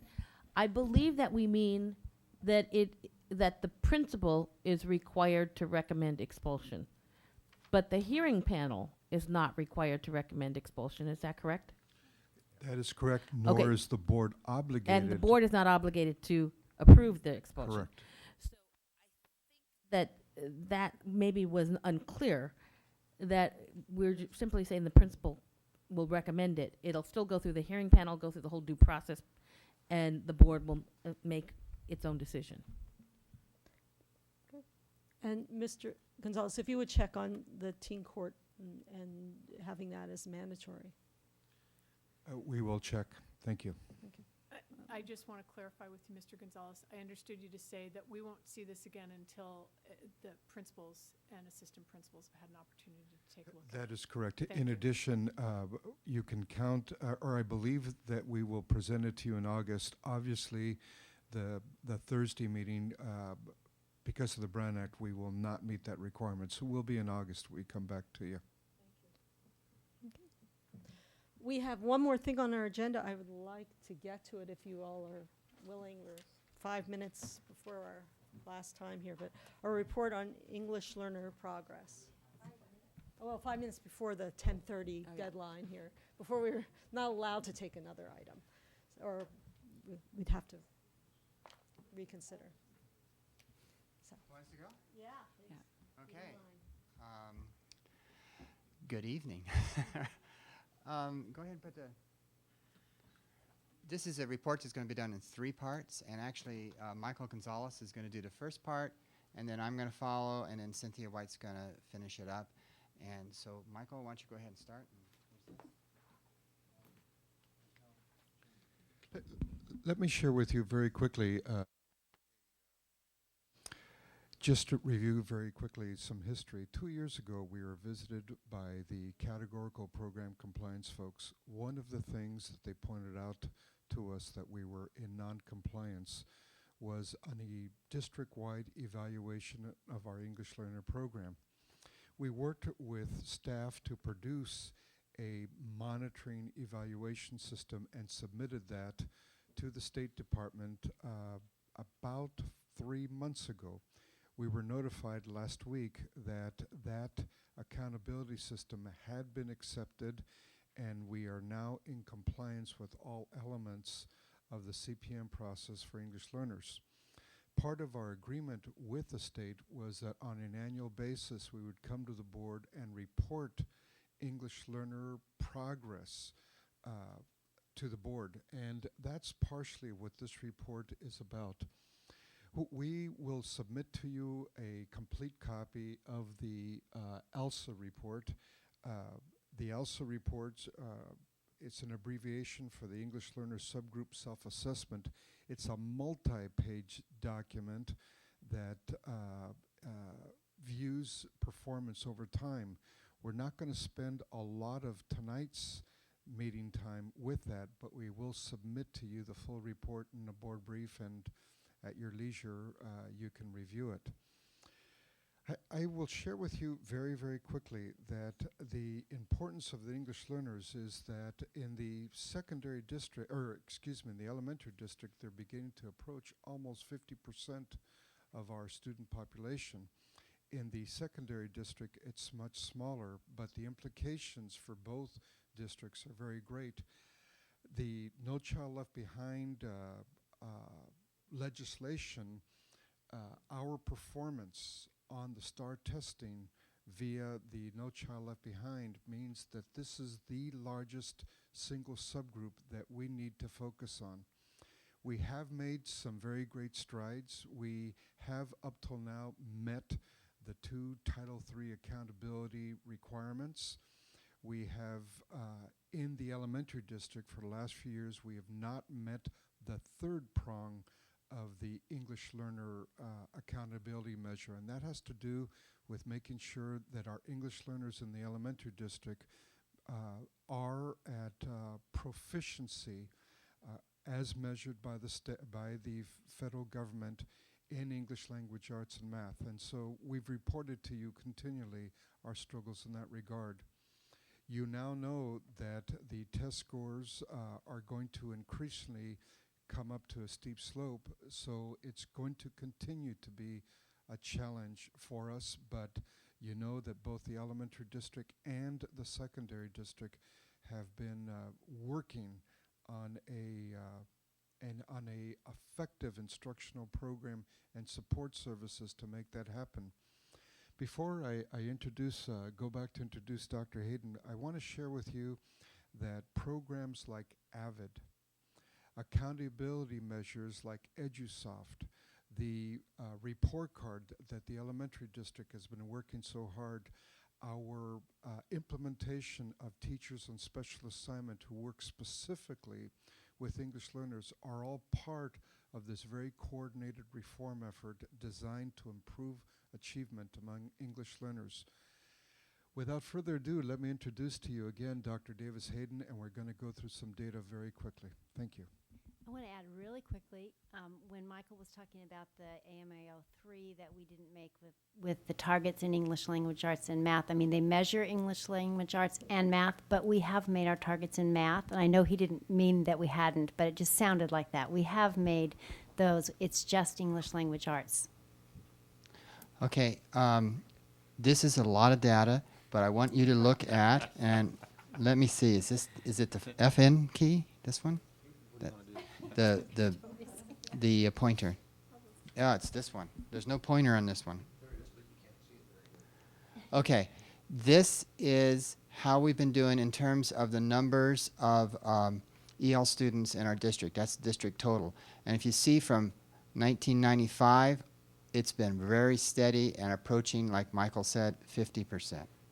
So that's our overall. Some schools, like McKinley, this is the order, have a lot more English learners, almost 80% at McKinley. And some schools, Santa Barbara Charter has the least. So that's an overall picture of that. And if I go forward, this is our secondary. And as Michael said, the secondary district totals is down at around 20%. Very steady also. Our English learners have been with us and they're staying with us. We're not changing. Okay? And a high of La Cumbra and a low of La Colina. Okay? Now, this is the data from the ELSA report. And this here shows you, once again, the state averages of how the students are doing in terms of meeting their growth on the CELT. So how many beginning students in the CELT went from beginning to early intermediate, and that's that number right there. How many went from early intermediate to intermediate, and that's that number there. The state averages are above our school district, above both the elementary and above the secondary. So we have not in the past been doing a great job in terms of having our students advance on the CELT. They're not advancing as fast as the state. Now, here's another one. EL students performing on the CELT based on the length of time they've been in U.S. schools. So students that have been EL students for 3 years, 4 years, 5 years, or 6 or more years. Now, what I want to put here is English proficient. What I'd love to see our school district is that this doesn't go up so slow, but it goes up fairly rapidly. We'd like to see, now the CELT, as you go forward, gets easier. So if a student is taking a CELT in kindergarten or first grade, by the time they get to 6th grade or 7th grade or 8th grade, they should be getting 5s on the CELT. We're not getting students getting up there. They're not advancing as rapidly as we should be advancing on the CELT. And that's what this data is telling us. This data here. Wait a minute, can you go back to that one again, the last one? So we would love to have this go up like this. These columns have 100%. This should be going up higher, should be going up to here, but we're not doing that. So if a child is, does this show children who came into our district in the middle of elementary school or the middle of? This is 6 years or more of being an EL student. So you're right. It could be a student who came in 6th grade, and then by 12th grade, where are they at? Oh. So it could be any of them. But the issue is that if they've been in our district for 6 or more years, they should be scoring on the CELT at a higher level than at the 60 percentile. So what that data is showing is that there are a few students that have been here, just a few, for 6 years that are still scoring at the beginning level? Actually, yes. We still have students, the beginning is this one, and it actually drops, which is what you want it to do. You want actually these 3 to drop and these 2 to go up. But what we see is that this one goes up, but doesn't go up enough, and these do drop, but I'd like to have them all drop to 0. So this intermediate is where we get frozen at. We'd get frozen at this intermediate state on the CELT, and the kids just never seem to get past it. I'm trying to see where is early advanced on this. Is it the very bottom one? Yeah, it's obliterated by the beginning line. The early advance is there's only a few students in this. Most students who get into early advance actually are into Bump up to proficient. that, okay. So there's very few students in this particular category on the CELT. So you can almost ignore that one if you wish. This is an interesting graph because, well, let's take the far below basic. This is where students come in 2nd grade. And this is, performance level on the CST. So we're looking at CSTs now. And so we only have 11th grade. We don't have 12th grade CSTs. So this is 2nd grade CSTs. And what we'd like to see, if I was to go to this one here, the darkest one, in 2nd grade, there are actually 20-some% of our EL students are scoring proficient at 5, level 5, advanced proficient, on the CSTs. That number goes down. We would want that number to go up, right? It goes down. And if we look at the next one below performance 4, which is performance on the CSTs, that number here also goes down. And we'd like to see that go up instead of down. So all these charts go in the wrong direction. I must tell you that obviously RFEP students are being pulled out. But even if RFEP students are being pulled out as they go through our grades, you would still hope that this dark ones, the darker ones are the higher scores. You would hope the dark ones either at least stayed steady or even went up.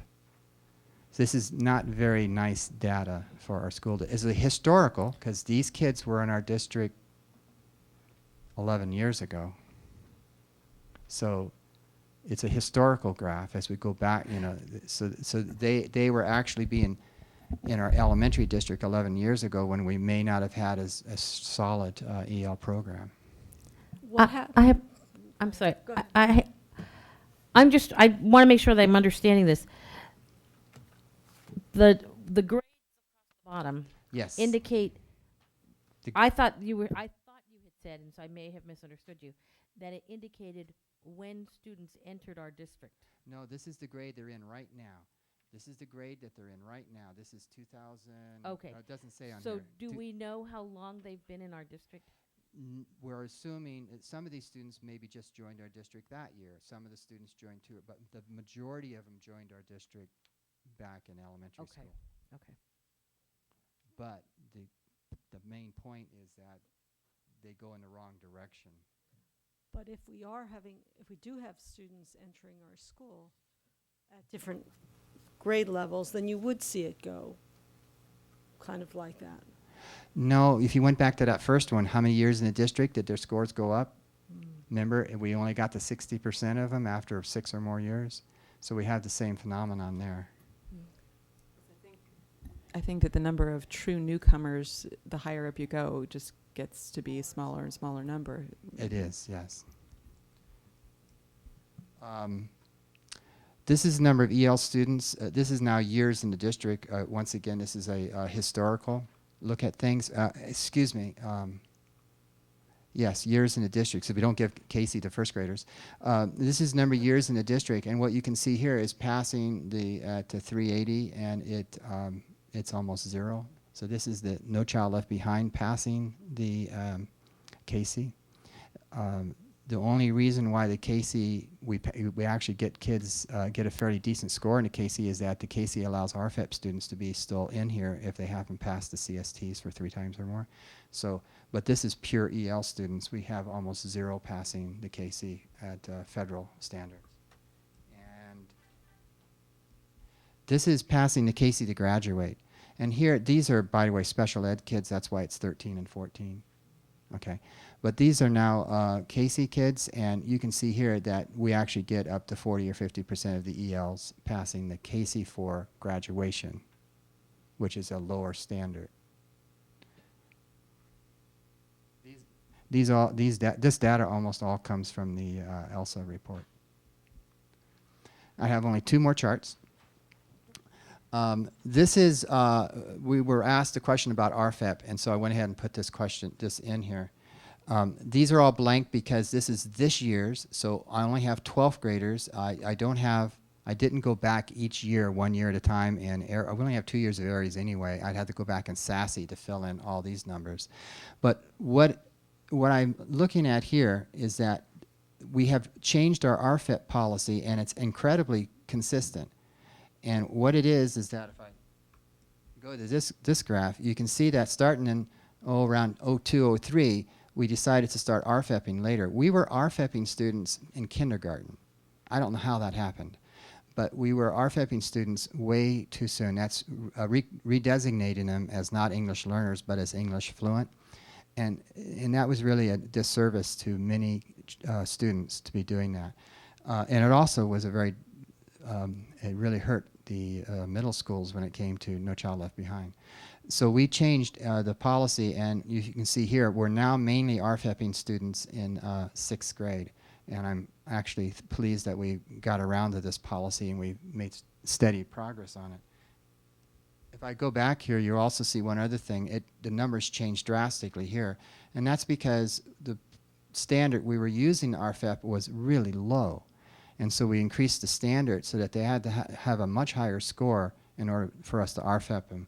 And that's why the numbers dropped so drastically. May I ask you score on what? Cynthia? What was the score was on the CSTs, is that right? The scale score? Actually, the policy changes for elementary school students versus high school students. So it's a score on the CSTs of 350 for students who are 2nd grade through 10th grade. And then once they're in the 10th grade, it's whether they've passed the Casey ELA. And there's also other parameters for RFIPing. So once you're in secondary school and you're a junior high school student, if you have a D or an F in any core subject area, you're not reclassified. And in addition to that, you must have a 4 or a 5. That would be the advanced level or proficient level on the CELT. Okay, good. Teacher recommendation, and parents need to agree to that as well. So that concludes the data on ELs. You also have detailed data on ELs for each and every school in your board focus goals. But this is mainly a reflection of the ELSA report and the longitudinal data of where the district is at.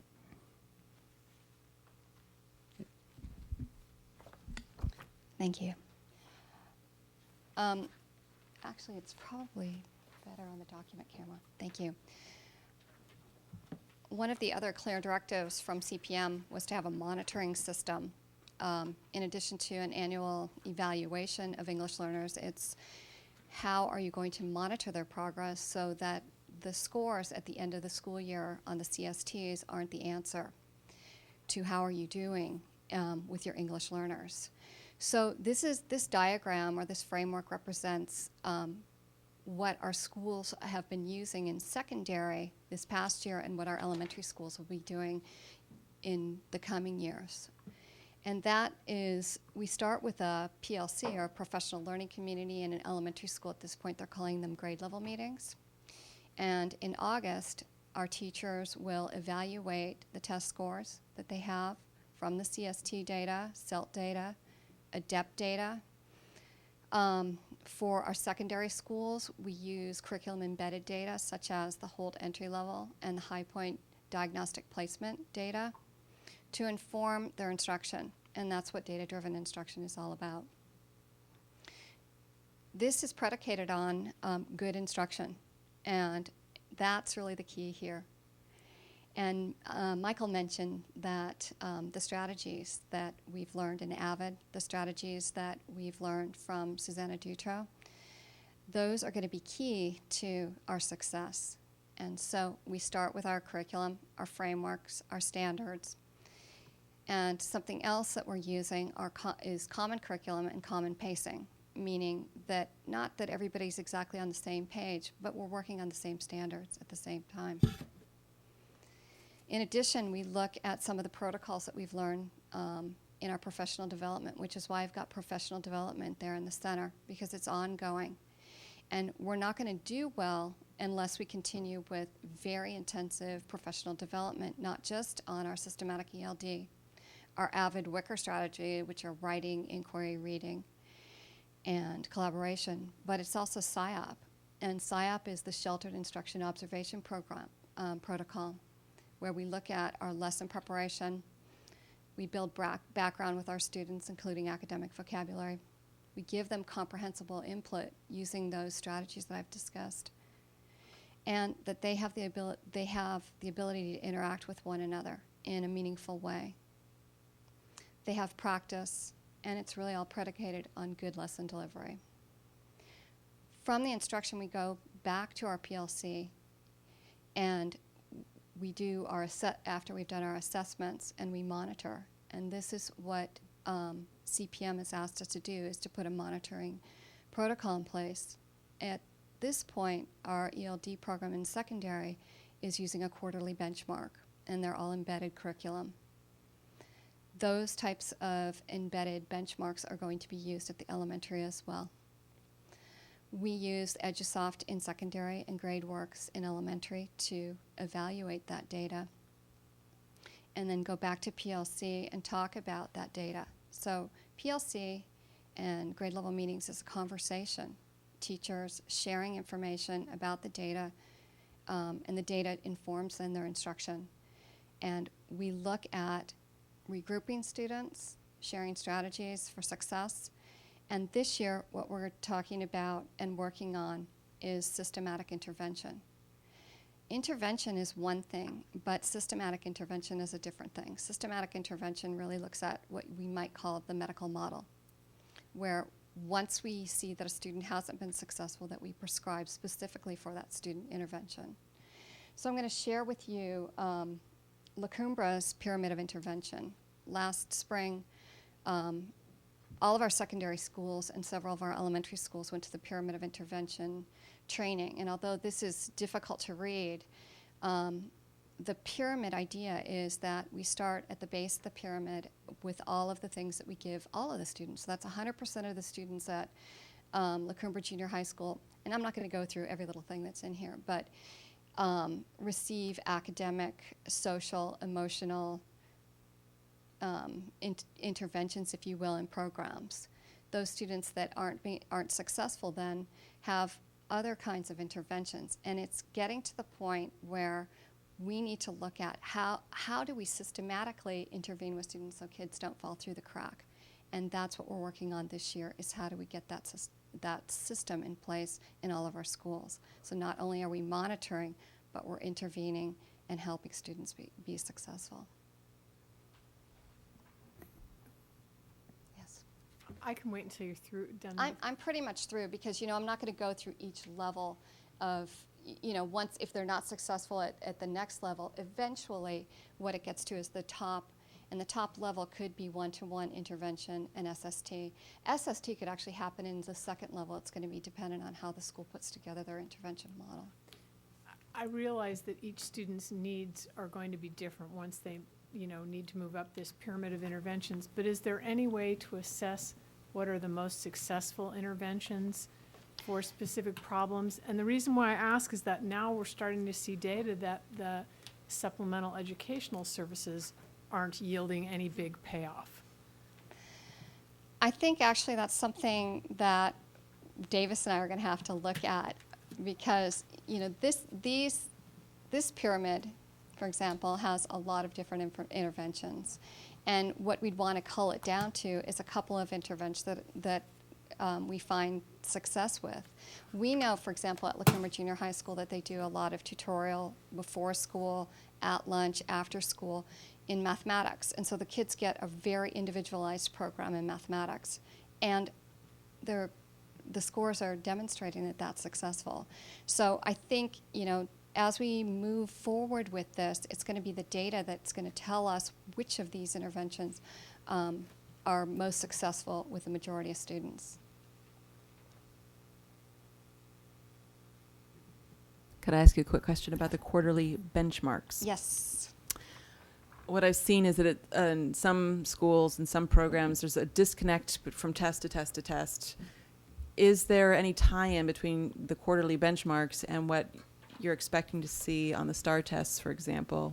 That's a very good question, and it's something that's being explored by the secondary LEAP, for example, for the secondary quarterly benchmarks. We were mandated by CPM to start a benchmarking system, so we didn't have a lot of startup time to put it into place. It was start now, and so we did. We chose curriculum-embedded benchmarks, and the Holt program has a benchmarking system. It has a entry-level test, first quarter, second quarter, third quarter, final exam. High Point doesn't have that. It has, we selected as a LEAP team which tests that the students would take, and then, in essence, they're standards-aligned tests. So the new adoption, one of the requirements from the state on the new adoption is putting in benchmarks that will reflect better what the students will see on the CSTs. And that was something that wasn't in place 7 years ago when we adopted English language arts textbooks. They were more just tests, quarterly tests, if you will. And another thing on that is that I know that there's sort of, the schools are at an uneven place, I would say, in terms of EduSoft and benchmarking. What sort of progress are you seeing on that? That's a good question. We just did a needs assessment. Title II requires us to do an annual needs assessment, which is we ask the teachers what kinds of professional development they need. And we asked very specific questions about EduSoft, and it looks like about 44% of the respondents are using EduSoft in the secondary schools in a meaningful way. Now that's,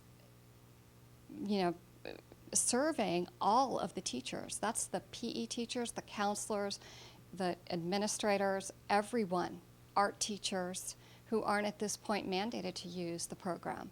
So I feel that's, after a year of implementation, to have 44% using EduSoft for more than just scanning benchmarks is good progress. And I can share those results with you if you like.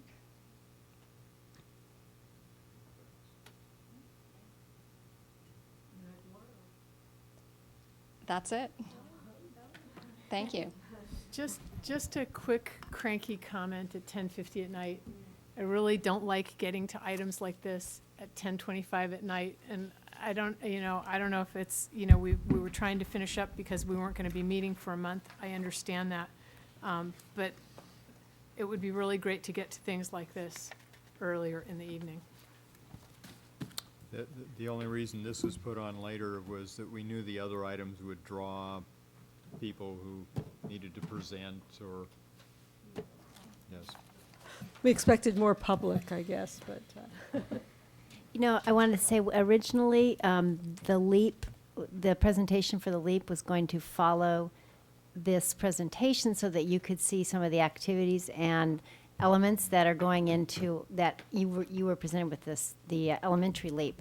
So you just had that, and Cynthia put together for me a matrix that shows some of those critical elements or key elements in activities in the elementary and secondary, and we've kind of lined them up, and I'm going to add in some of the SMART goals language that was in the LEAP, and I'm hoping to bring that just to have in front of you on Thursday when we're looking at the mission and the goals and that kind of thing. So you'll have those. That's pretty much both districts in a nutshell, what our academic goals are.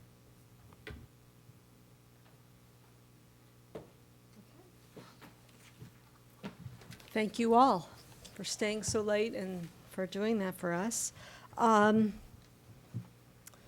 Coming events, anything else? Board comments and correspondence?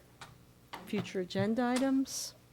I'm sorry, I think just on coming events, we should probably note that we have a meeting on Thursday. Yeah, I was going to say that. Okay.